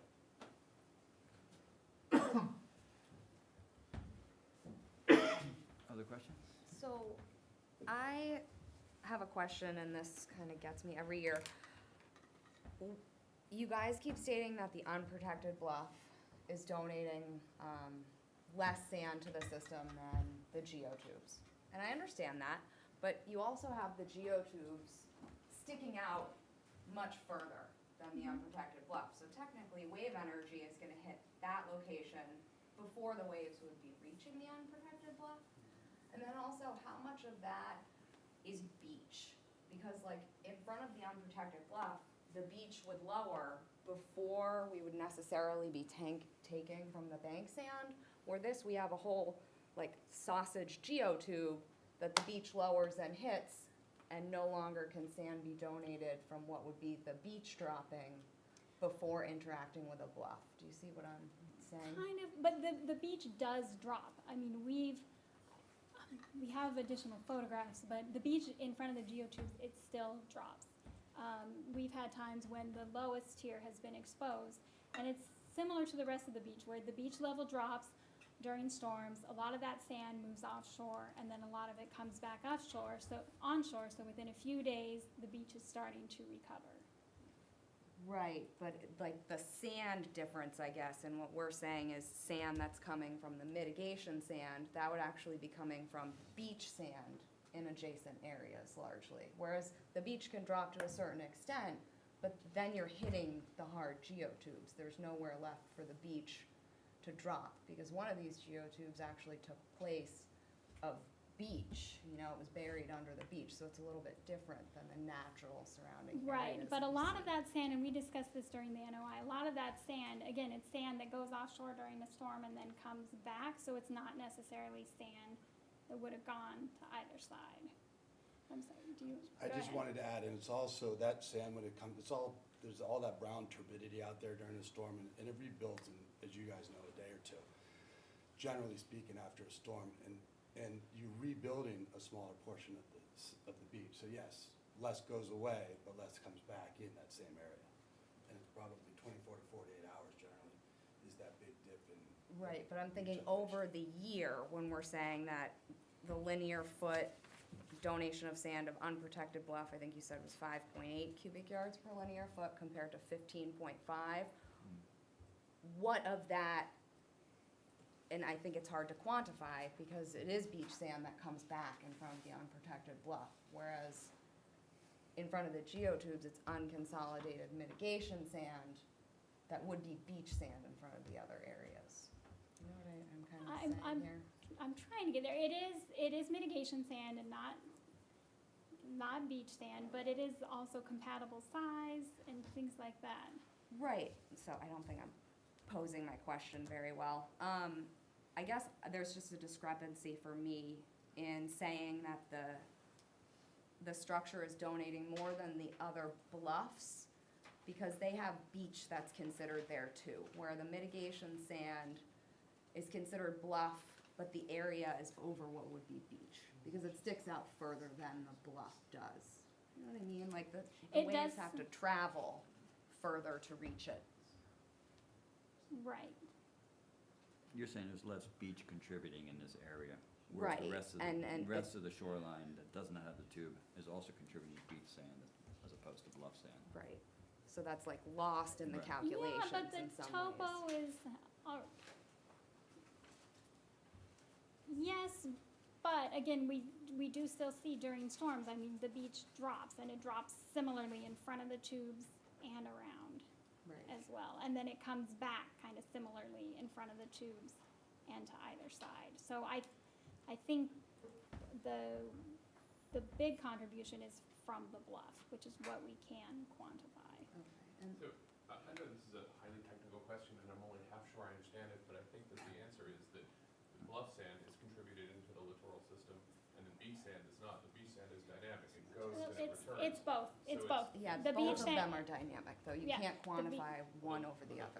But the bluff, once it's contributed, it doesn't go back into the bluff. Right, The beach sand goes out and comes back, and so that's why it's not part of the same calculation in the way you're talking about it. You're talking about I'm thinking of storm function, I guess, so more of functional calculations, where's sand going, when is it lost, when the beach and bluff are being eaten away next door, is there in fact any sand covering the template? And a and- lot of times you can't quantify the difference there. So the number that we're giving is contribution, whereas I think you're asking about availability during storms, which is a different question, which is something we can certainly address during the NOI process in terms of making sure that there's maximum availability during storms if we modify the sand template, which is different than how much is actually net contributed. Right, and I don't wanna argue this, but again, since the geotubes are in place, the sand can't build back up in that location where the beaches would build up. Like, there's physical geotubes there, so there is a difference to me.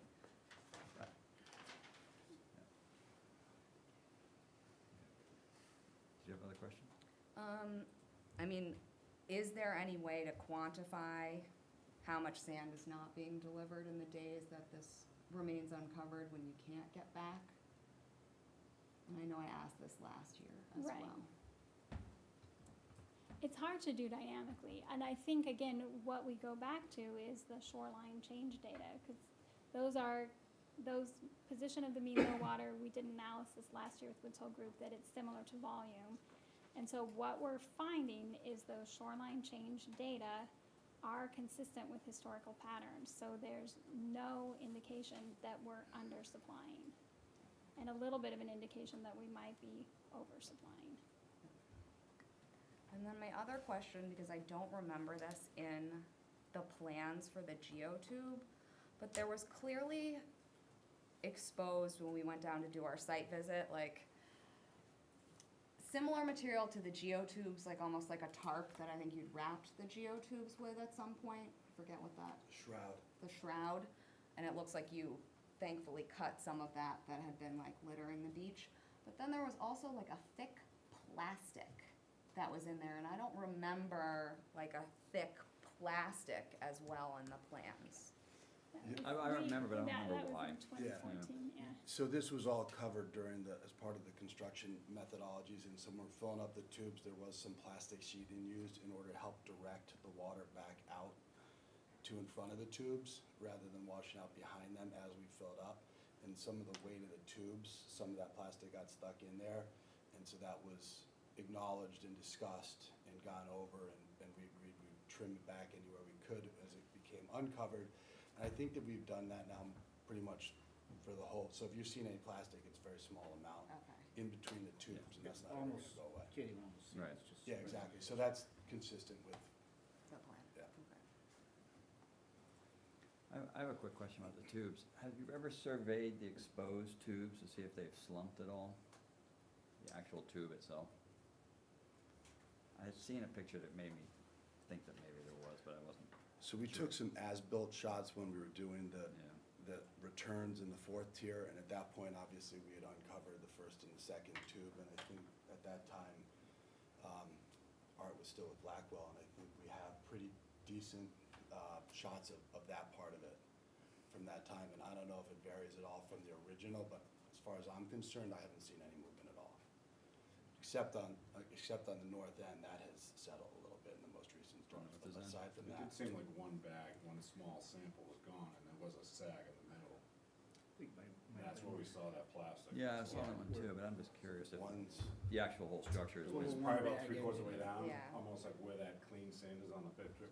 and you said there's a small bag this way? Yeah, it's coming out. Over and over. So that, I think I know what that is, and we had a blowout on one of the tubes when we were filling it, so we didn't want to fill that one end of that tube. We patched it, we repaired it, and so it's a 7.5-foot tube, steps down to about 6 feet at that end, Okay. and we put a small bag over our repair before we put the other tube on top, and I'm sure that's what you're referring Looked like to. a cover of seed. Exactly, it's exactly what it was, yeah. Okay, so we only have the as-built from the original construction. And just on that point, when we put the next tube in on top of it, we overfilled that. We tried to get back to a level condition with the third tier.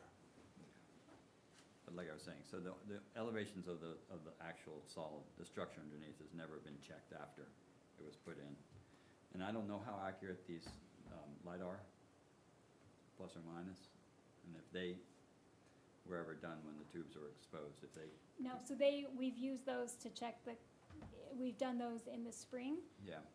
to check the volume of the sand template, so we have not done Yeah. those when the tubes were uncovered. Do you have a question?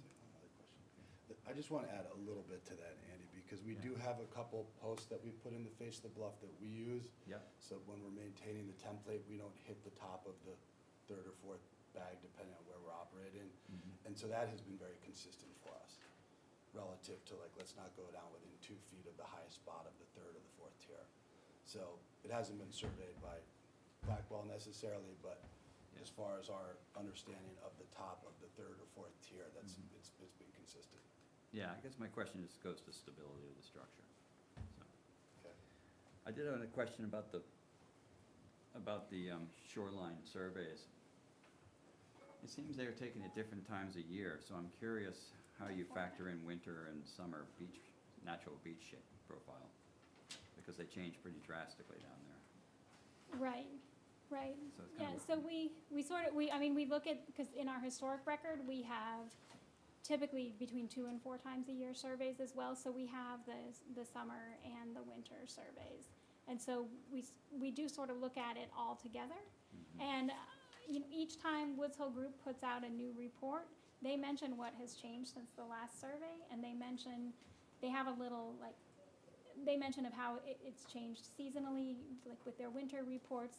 They mention whether it's erosion or accretion and how that matches with what would be expected, again, with erosion expected in the winter and accretion expected in the spring. So there is a discussion of that in each report as it comes out. Okay, so yeah, because you had the marks and the dates, a generic date and a month. So you're saying that the other profiles on the sides of those marks are the different months?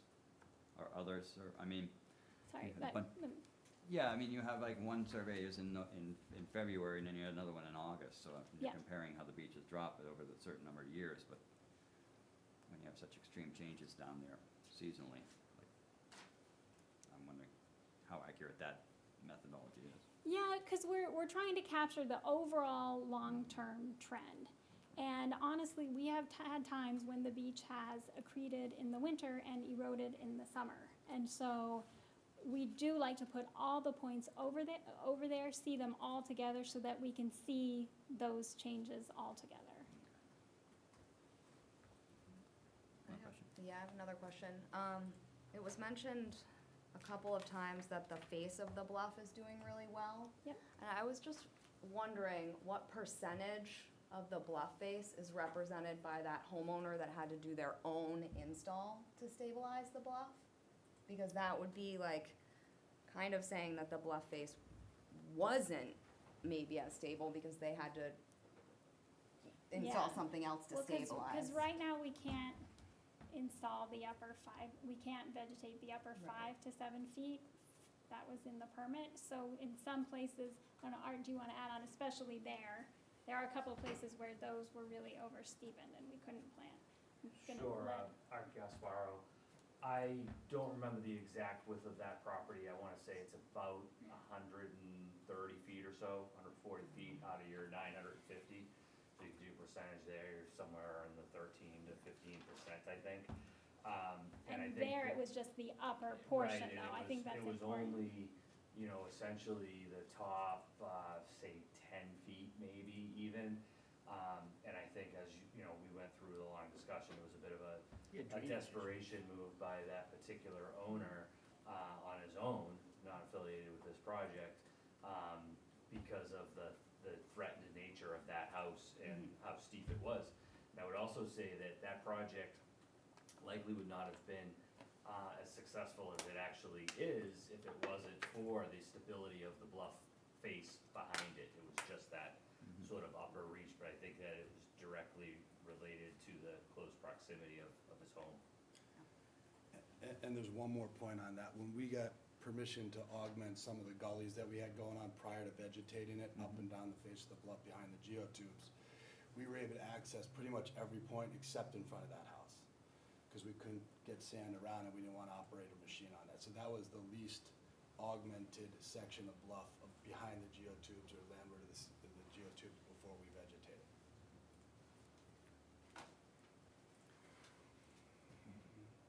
One more comment. I was wondering if the bathymetric surveys, all the ones are done, that are being done are pretty much just right in front of the tubes. It's the 46 profiles. Yeah, I mean, you say yourself, this sand here that's coming off here is contributing down the beach. So I would think you really aren't gonna see, especially when you're out there during a storm and you watch the sand and the water just move, or, from left to right or whatever. That the sand coming off the project is affecting the beach down or up, as opposed to right out in front. So if to say it's not having effect in the cobble habitat in front, it probably wouldn't, because it's such a. Yeah, and I mean, our monitoring area goes beyond. It did, but the not that tubes. much. I mean, if you look at, you see more than I have, but I'm wondering if they should do farther down would be more realistic. And I'm not sure how farther down would be, but. Right, well, though the area we monitor is as described in the order of conditions, which is the Yeah. area out in front, and we do try to go, I think, let's see if we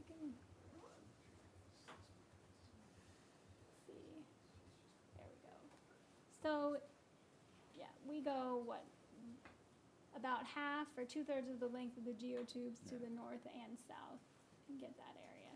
Yeah, I mean, I know it's in the conditions, but we're also trying to, the purpose for this whole discussion is to improve upon what we have here. Sure. So I'm just wondering if it would make more sense to do not so much focused in the front, but to the sides. It seems like anything past transects 1 going away from the bluff really isn't gonna show much, Yeah. so. We could consider that. So, any other questions from the board? Okay, so I guess we'll open this up to the public and. As Jeff- Actually, can you Oh, hear me? Yeah, please, oh, yes. Okay, so I certainly have a couple of observations to make.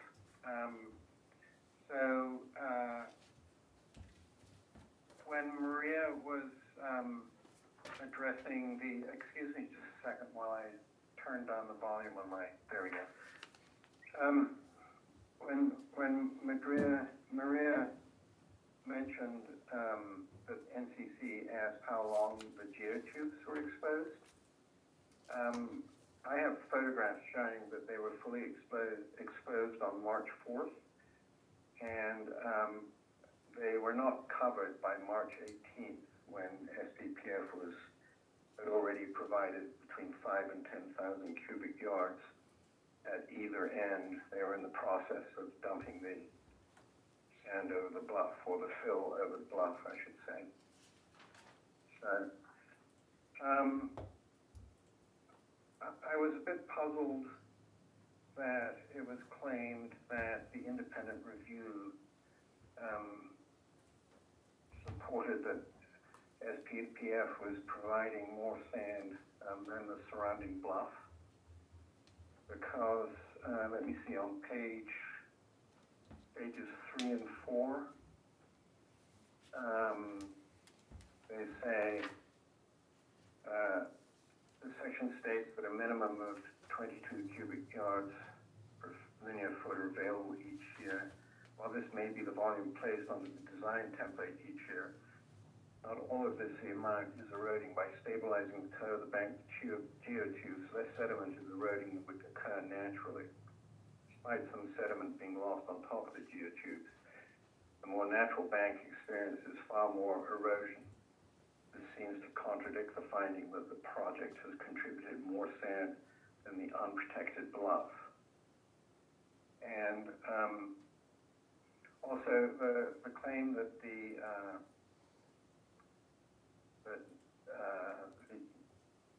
geotubes were a 3-year project conditioned on going forward with the expanded NOI. The DEP's superseding orders of conditions make quite clear that that was not the case. And from December 9th, 2014, they basically say, let me see, it goes into the conditions and then says, as a result, the department's SOC approves the geotubes as a temporary installation for up to 6 years, and continues in special condition 1 that approves the geotubes as temporary installation for a period of 3 years, with the option for the proponents to request an extension of the term for a maximum of 3 additional years. And in accordance with the provisions set out in special conditions 21 and 22. And 21, well, rather than going into the details, they're there for anybody to see. And also in the peer review, it makes the points on pages 7, page 7, makes the point that as soon as the geotube is uncovered, it will be acting as a coastal engineering structure. And this was clearly the case in the storms that were taking place in March. So, but anyway, I'll leave my observations at that. And I would like to say that I'd like to thank SPP SBPF for going into such detail. Thanks, Ian. Okay. So if there are no other questions, open up to the public, and please let's keep it to this project and not the future project, which hasn't been opened yet. Okay. So, go ahead. Questions? Yeah, please, you. And please state your name for the recording. My name is Dirk Roggevain. I'm an attorney, represent Quidnet-Squam Association. I was actively involved. They were on their behalf in the original permitting.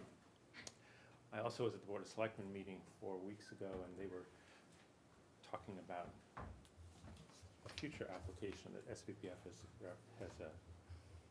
proposed, and they said, well, we want to hear from the Conservation Commission first. Maybe the Conservation Commission can issue us a report, or maybe the administrator can issue a report on whether this is working. And the whole understanding was, well, there's going to be the annual report today, so we'll wait till that happens. And I don't know whether you all are in the business of issuing reports about whether something's working or not, but the question of whether it's working comes down to who you're asking and what you're asking about. Because if you own a house up at the top, it's working because it stopped the erosion of the bank. So it's great. And nobody really ever questioned the engineering of whether a coastal engineering structure at the bottom, whether it's a revetment or a geotube, is actually going to stop the bank from eroding. It's going to. The question of whether it's working is whether or not it's having any adverse impacts that my clients were concerned about in this way on the map. And the big elephant in the room that we're sort of all ignoring, because we're sitting here and this report goes through 2017, is the huge series of storms that came in March. And it's that kind of storm that everyone was always concerned about, and it's outside the review period. And I know there's a storm report coming, but I don't think this commission should give any indication of whether it's working or not until you get survey data post-storm. And I'm not just talking about out in front here, because they can obviously can reconstruct the sand, and the bank didn't, you know, there was some end scour.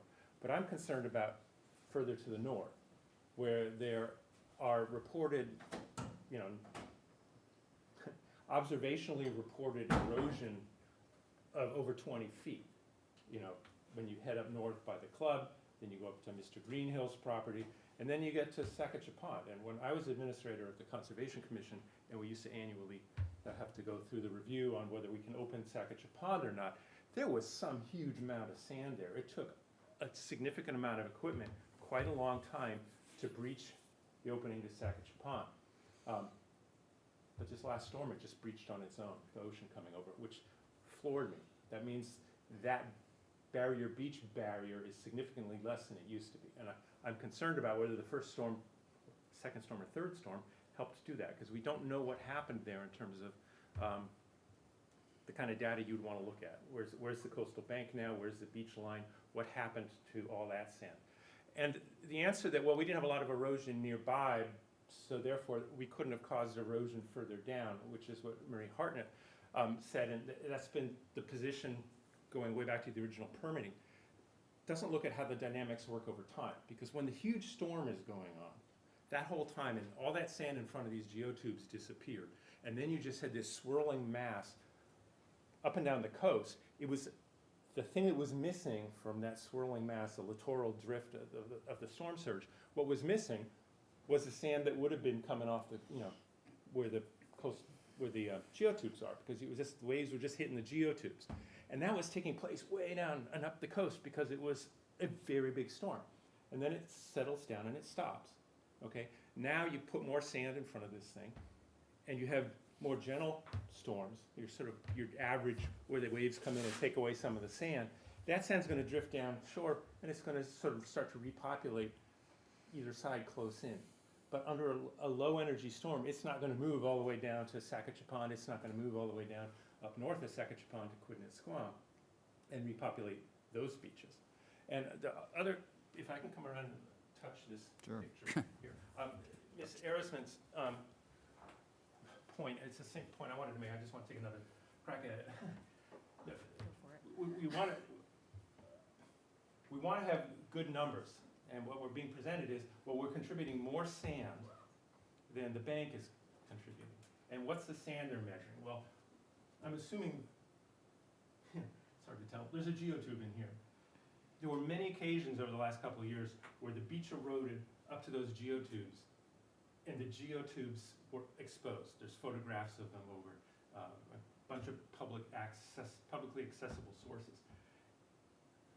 And that sand would then, that would be gone in front of the geotubes, and SBPF, as they're required to do, would come down and they'd recover it. Well, they would then count that sand. That's some of the sand they're contributing. And they're contributing more than the bank down here, because the water never even hit the bank down here. The bank keeps stripping in front of the here, and they're putting the sand in. And then they're saying, we're putting in way more sand than the banks contribute. But the sand that the banks are gonna contribute, that we're concerned about up the coast, is the sand that's gonna come in a storm. That's what, a big enough storm, the banks are gonna start contributing. And this thing has to contribute sand way before that, before the ocean gets that far back that it's actually hitting the bank. So I think you might want to try to figure out a way to quantify the measurements in a way that doesn't just say, well, this thing's way out in the middle of the beach, So counting the sand that washes away in front of it isn't really looking at the whole dynamics of the system. So I think you might want to find a way to dissect out that sand from all the other sand if you're going to start saying, well, we contribute more than the coastal banks do. And that's all I have for right now. Thanks, Dirk. Yes, please.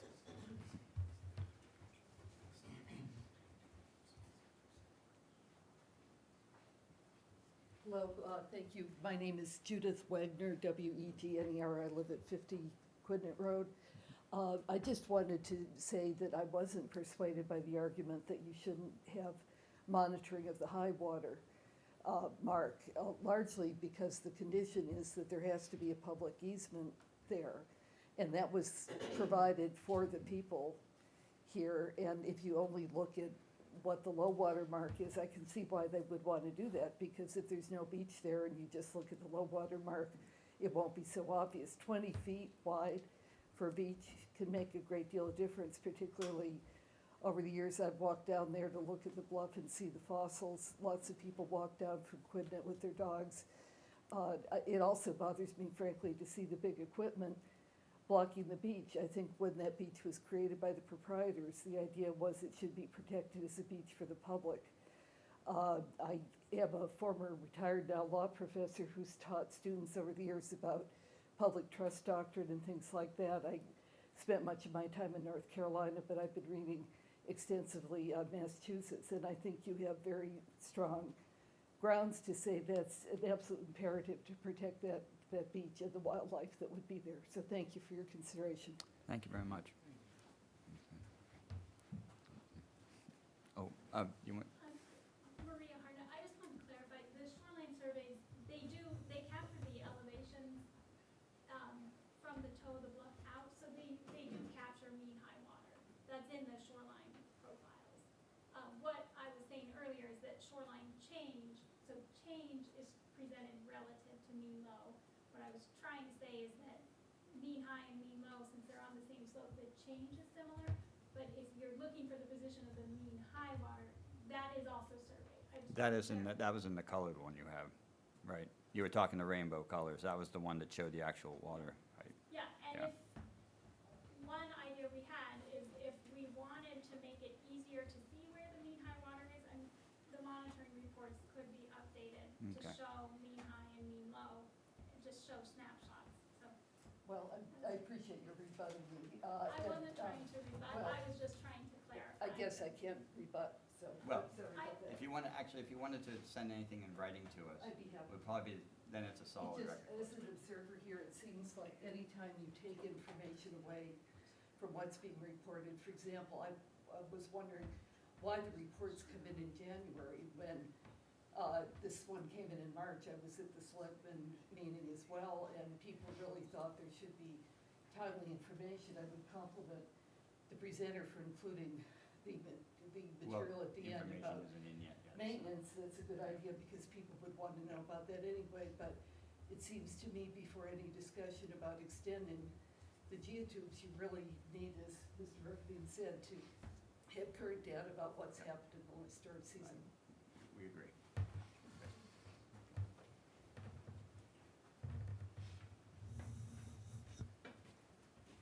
Thank you, Mr. Chairman. Emily Molden for the Nantucket Land Council, and here with me is Trey Ruthven from Applied Coastal Research and Engineering.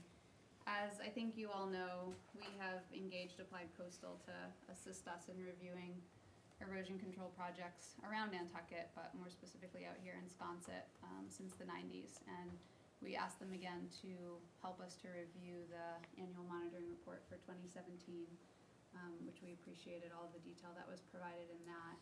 So in light of the fact that the commission is not being asked to make any changes or take any action, I just had asked Trey to submit any comments and concerns regarding the data that was provided and the conclusions and recommendations that came out of that. So I'm just gonna let him go through his letter with you briefly, at least some of the highlights, which I think you've all had a chance to see. And I would just say that overall, I think our primary concern going forward is the recommendation to alter and reduce the amount of mitigation and the concept of the adaptive mitigation program. We have some concerns about going forward. But I will let Trey address his letter to you. Trey Ruthven with Applied Coastal. Instead of going through my letter in exhaustive, that's easy to read. I just wanted to kind of touch on some high points from the presentation that have been discussed, so you guys have some things to think about as you kind of review the annual report, and then if you guys are asked to make comments to the selectmen, that might help you come up with those ideas. First of all, I'll deal with the easiest one first. An alternative kind of read of Greg's comment relative to mean high water. I don't think he wants you to plot things in mean high water, like changing the vertical data. I think he's looking for that line, which is already captured. We'd like to see, and the same thing we are asking is, what is the relationship between mean low water and mean high water over time? Is it coming together? Is it varying?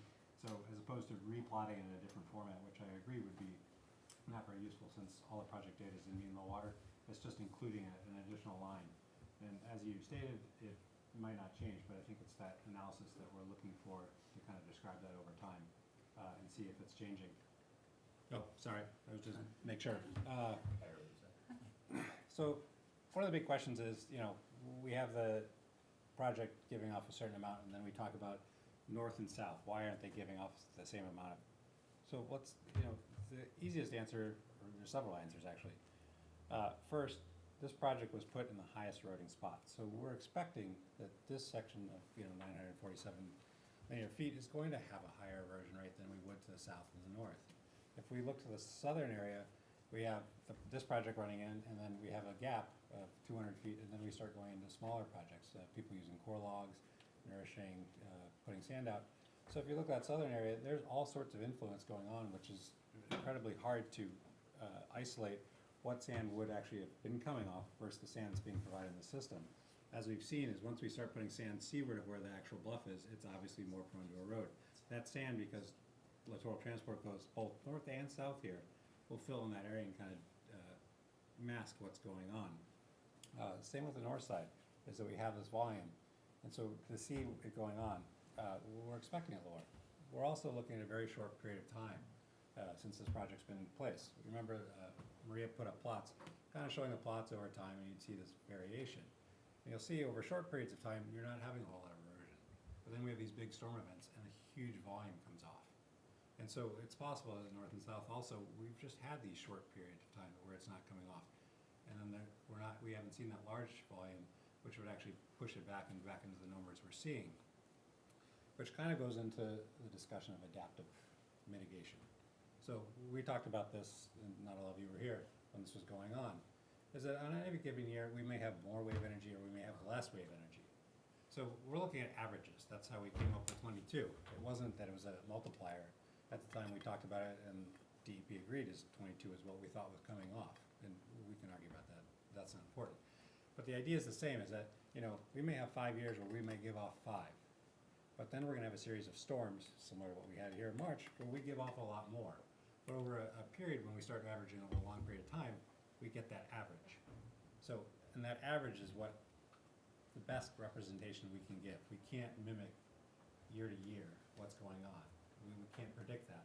But what we can do is try to take an approximation, and that's the average, and put that out continually. So some years we'll have a build up.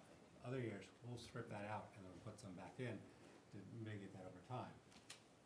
So that would be part of the reason why we might see differences north to south.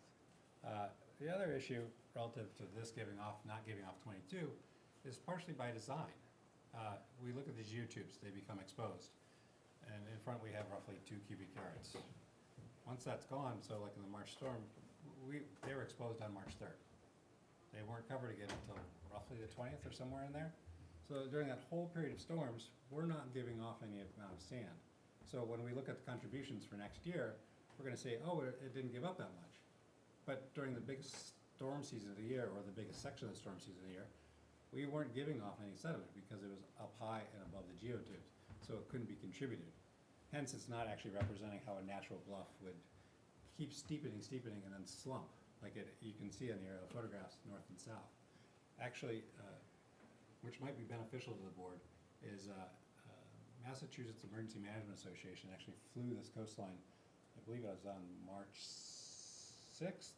The town should have access to the photos. But you can actually see where, slumping's going on. It kind of gives you a good representation of what that dynamic is. So if you guys have an opportunity where the town can provide them to you, I recommend looking at them.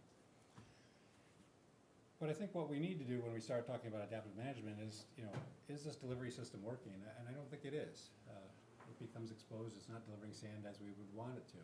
We're trying to mimic the natural system, and we're not actually succeeding, I don't think.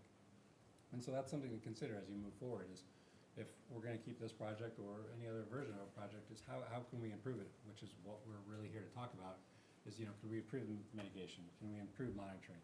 Can we provide a better answer for what we have going on here to look at the problems that are going on?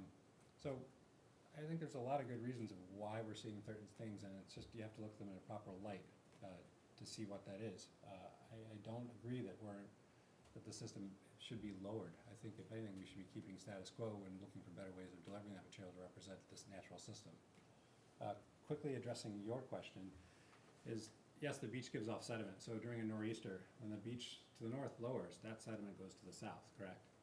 So when we have the geotubes on top, that section of beach can't give off sand. It's actually protected by the geotubes, which is the purpose of them.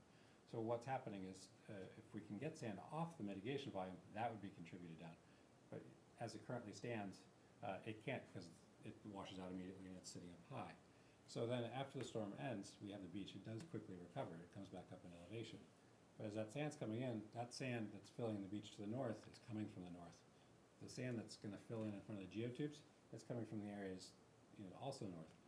But the beach, when it tries to recover to the south, it's going to have less volume because the sand that would have been contributed from the beach was never available. So you do have a valid point. So once again, I have my letter in, and I don't want to waste your time going through it. You guys can look through it and ask questions. And if there's any other additional questions, please feel free to pass them through Emily in the meantime. Thank you. Thank you. I just have a question to clarify, or not for you. So a few different dates have been thrown around with when these geotubes were uncovered in the first March storm and when they were recovered. And when we were out there, so that was the 26th, Monday, they were still not covered on the front, right? Have they been now covered? Okay, so there was 3 storms inside a 2-week period, and so we weren't able to get them covered during that time. We did get material down there afterward. We did cover them. That was taken away. The next storm came. Actually, excuse me, I don't think we covered them all the way before the next storm, but we got a bunch of material on top of it and on the south end and covered partially. And a lot of that material on the south end that wasn't placed in front of it did disappear. So that actually happened twice in both instances, before the first series of storms and before the 4th storm. And so that massive volume or significant volume of material on the south end was available where we were short on actually getting it covered. And it was really due to access. So we're out there working on it currently. As you guys know, that offshore storm the other day blew the water all the way up, so we didn't have access on Monday. But we'll be back out there and we're getting more sand, I think tomorrow, otherwise on Monday, and then we're gonna try and get it finished up. Okay, so the front is technically still uncovered. The front is technically still uncovered. It's partially covered, but we lost sand from the front on Monday. Right, I'm just wondering to try and get kind of a timestamp in there, because Ian mentioned, I think, the 18th he has photos, but we were there Monday and it was uncovered, so I'm just trying to gauge Right, the you were amount of building a time. platform. I mean, and you guys Yeah. were working, Yeah. so it's not like you weren't trying, Yeah. but it Oh, yeah. still wasn't physically covered. But there, part of it was, and then we had run-ups. So we're out there, we have a ton of sand available on the south end. If we get a big blow, that sand's all gonna go away. And so that would be way more than would be in front, because it's like 2,500 cubic yards each time we do a delivery right there in that 150 feet right in front of that access way between 85 and 87. So anyway, obviously, we're trying to keep up with it, but we do put a bunch of material right at that spot if we can't get on the beach. Thank you. Thanks. Well, Jamie, aren't I correct in saying, can you hear me? Yes. Yes. Aren't I correct in saying that the first time you started delivering material was March 13th? And also that there was no ramp down at Hoyts Hollow before then, because Hoyts Hollow had basically been completely eroded back? Hoyts Hollow got eroded from those 3 storms. So I don't have the calendar in front of me. Those 3 storms were, I think they ended on March 22nd, so like 14 days leading up to that. Is that right? Well, I know that you started delivering, you had significant deliveries by March 14th on the southern end. I have pictures of Hoyts Hollow on the 16th when you provided the ramp down at Hoyts Hollow, and I have pictures from March 10th when there was no dirt had been provided at either end. I can certainly provide the pictures for the commission. Okay, we've also taken storm reports before and after each one of these storms that I think shows a pretty good indication of what was and what wasn't covered. And we have all of the sand tickets from our deliveries, so I can get back to you with all of this information on a timeline, if that's helpful. I just can't speak to exact days right now. Okay. Thank you.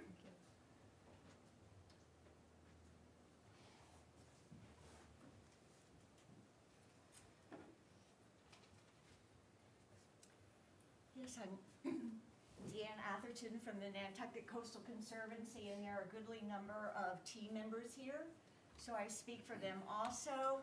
We are not scientists, and we are not attorneys, and we are not experts. We are citizens who own this beach. So when we read through the monitoring reports, common sense to us as lay people say, we go back to the order of conditions to see, are the monitoring reports relating to the conditions that are in the order. And there are 52 special conditions in the order. So we made a worksheet and we went through them very methodically, and we've shared a lot of this information with you. So to just us as laypersons, to distill all of this down to some key points that we just want to reiterate with you, that in some way touch on a lot of things that are being said. Just generally, in terms of the mitigation, I'm just reminded of what I learned from former Commissioner Oaktie, saying it's not just the amount, it's the timing. Overall, we have to remember that 900 linear feet of beach has been destroyed, of beach habitat has been destroyed. I don't know when you consider that. In terms of the special conditions, there's so much monitoring going on, but it seems so evident to us that there's some things that there's silence on. Where is the monitoring of the walkable beach? How many days are the owners of that beach unable to walk in front of the geotubes? There may be averages, it may be trend lines. It's a very simple thing. If you're gonna count sand delivery and sand receipts and be in such detail, let us know, please, how many days that beach has not been walkable in a year. And that kind of monitoring is not going on. The second thing is, again, which we've all commented on, how many days or how many tide cycles have those geotubes been exposed? Just give us the number of days or the number of tide cycles. And that's not being monitored. A minor thing, but for us, it was very helpful in the monitoring protocol, and one of the conditions says that the monitoring program will not be changed within this order, is that we found it very informative to have in the quarterly reports the interpretive statement that was submitted by an independent reviewer, and that stopped. I believe it was last July. And it was included in something else, but that independent memorandum was very helpful to lay people. And finally, just again to us, the whole purpose of this project, it was a temporary installation to provide time for the town to secure alternative access to the threatened sections of Baxter Road. And that was reflected in the order of conditions that mandated that there be 6-month reports submitted by SBPF and the town to you about the progress of securing alternative access. And as far as we know, we have never seen that. These are not new comments. We made them last May for the 2016 annual monitoring report. We'll make them again now. So we hope that you will consider that and be responsive to it. And then finally, while we thank SBPF for answering our questions were really directed to you. And we'd like to know what your assessment is when you take in all this information. If you could just answer our 7 questions, we would be most appreciative. Thank you.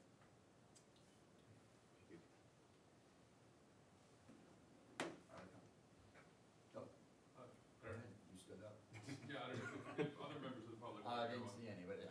Anybody else have any questions? Sure. So I just want to, I guess, conclude and thank you for your time. And I know you guys volunteer already, and this is a special meeting. There were a lot of points raised tonight that I think really go towards how this should be done and whether it should be done and those kind of questions, which are good questions, but really what we're looking at is, you know, what has happened here and what information has been provided and how can we think about using that. And I think that there has been several views presented for you to consider. And we will, you know, present the next annual report that will cover the 2018 storm season when that, you know, timeline is done. So I think we're ready to conclude unless there are any more questions from the board. Cool stuff. Thank you.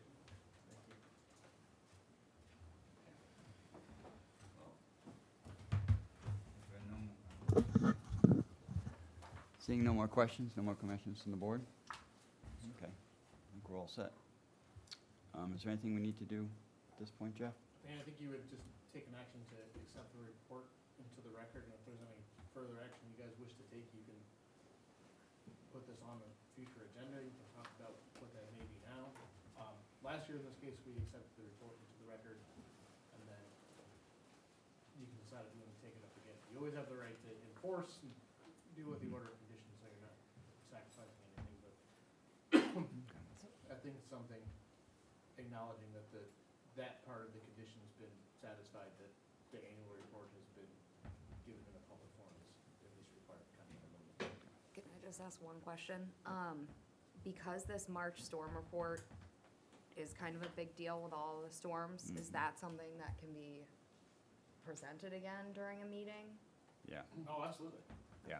That'd be great. Yeah, we're not gonna wait Yeah, a I mean, year I know for. they No, just we can do that, Yeah. sure. They just submitted 2 It's gonna be important. reports that just came in that we kind of have, well, the annual report was being addressed, and that's something that, well, I'm not sure you'll get the entire group of them or the members of the public here. I think that's something we could definitely add to an agenda to go over those specific storm reports Definitely. related to the 2018 activities that are not included in the formal 2017 report. Right. It's kind of unfortunate that Yeah, it's not, the no calendar fault year of, breaks right in the time of year where this is probably the most active as far as storms and those things go. So Jeff, could we ask for a special report on these storms in Yeah. a month or 3 months? The written reports are in. I mean, I think we could certainly schedule it for whenever you guys want. I mean, the next meeting that we have is the 11th of April. We could add it to the agenda for that meeting, or we could go for the meeting after that, and if that would be better for everyone. That may be better because the agenda on the 11th is pretty long. To put it on for that meeting, and it can be a discussion that you can have it, and then you can always continue that discussion for as long as we need to go through them and get information and ask questions about it. right, and there's a survey that is going on. Soon. Soon. So Yeah. the regular Topo survey Yeah. is occurring soon. The bluff survey will likely be, we did the one last year in August, so we're trying to keep those about a year apart. Mhm. We could potentially, move it to May or June, somewhere in there. But depending on what information you're looking for, again, the post-storm reports are done and in. There will be another shoreline survey done, and then those reports usually come out 30 to 40 days later. Or if you also want to get the bluff monitoring report, that would be later, Yeah. late this spring or summer. Okay. I don't know if that answers your question or not. Yeah. I mean, I'll be fair in saying I think that we're going to have lots of opportunity to discuss those storm reports and any of the other reports that come in, regardless of what goes on with the other filing. This is still something that has reporting requirements associated with the order conditions, so we can Okay. put those on. So do you want the storm report on for the second meeting in April? It'll be the 25th, off the top of my head? On the agenda Good. for- Sure. That'd be great. Yeah. Okay, Doug, everyone, Yeah, we need more. everyone can read the reports while they're sitting in town meeting. And so at that time, you will have the post-storm reports, the visual inspections, the information on when they were exposed, when they were covered. That's the information that will be available then. Some of the other survey wouldn't be available until later. Okay. Can I just Yeah. add one more thing? Jamie? Post-storm reports and pictures, just so that I've said it when you guys are looking at it, that huge volume of sand at the southern return, once we spread everything on top, the last thing we do is we push it over on the face and we take that huge volume and turn it into a ramp. Mhm. And so until the face is covered with that veneer, there's that end. So you'll see when you guys reconcile the sand deliveries to the pictures, that's an element I just wanted you to be aware of. Yeah, I was surprised not to see the ramp the other day. You know why? Because because if we turn it into a ramp, it requires a lot more work when the next sand delivery comes, and so we're coordinating with Miles as well. So it's just really a sequence thing. Yeah. But it will become the ramp, and when it does, that same day, basically, the veneer will be pushed over the edge. Okay. So real quickly, if that's gonna be on for the 25th, people have comments on those storm reports specifically. If they could be in by the 20th, if anyone has written comments, that way they can make it into the digital pack for that meeting. So we'll have a chance to review it. Okay. Okay, so I guess someone like to make a motion to accept the report? Motion to accept the report. All those in favor? All in favor? Aye. Aye. Any opposed? Do we have to go by name? Oh, Oh, yeah. that's right, sorry. By roll, yes. Ian. Sorry. Ian. All right, so you can start, Ian. Ian? You said? Yes. Yes. Harrisman, yes. Bennett, yes? LaFleur, yes. Shampoo, yes. Topham, yes. Okay, and that passes. Very good. So you can make a motion to adjourn, too. Yeah, thank you very much, by the way, I appreciate it, it was good information. Thanks for coming out. Thank you. Motion to adjourn? Motion to adjourn? All in favor? Aye. We're adjourned. Aye. Thanks, Ian. Thanks.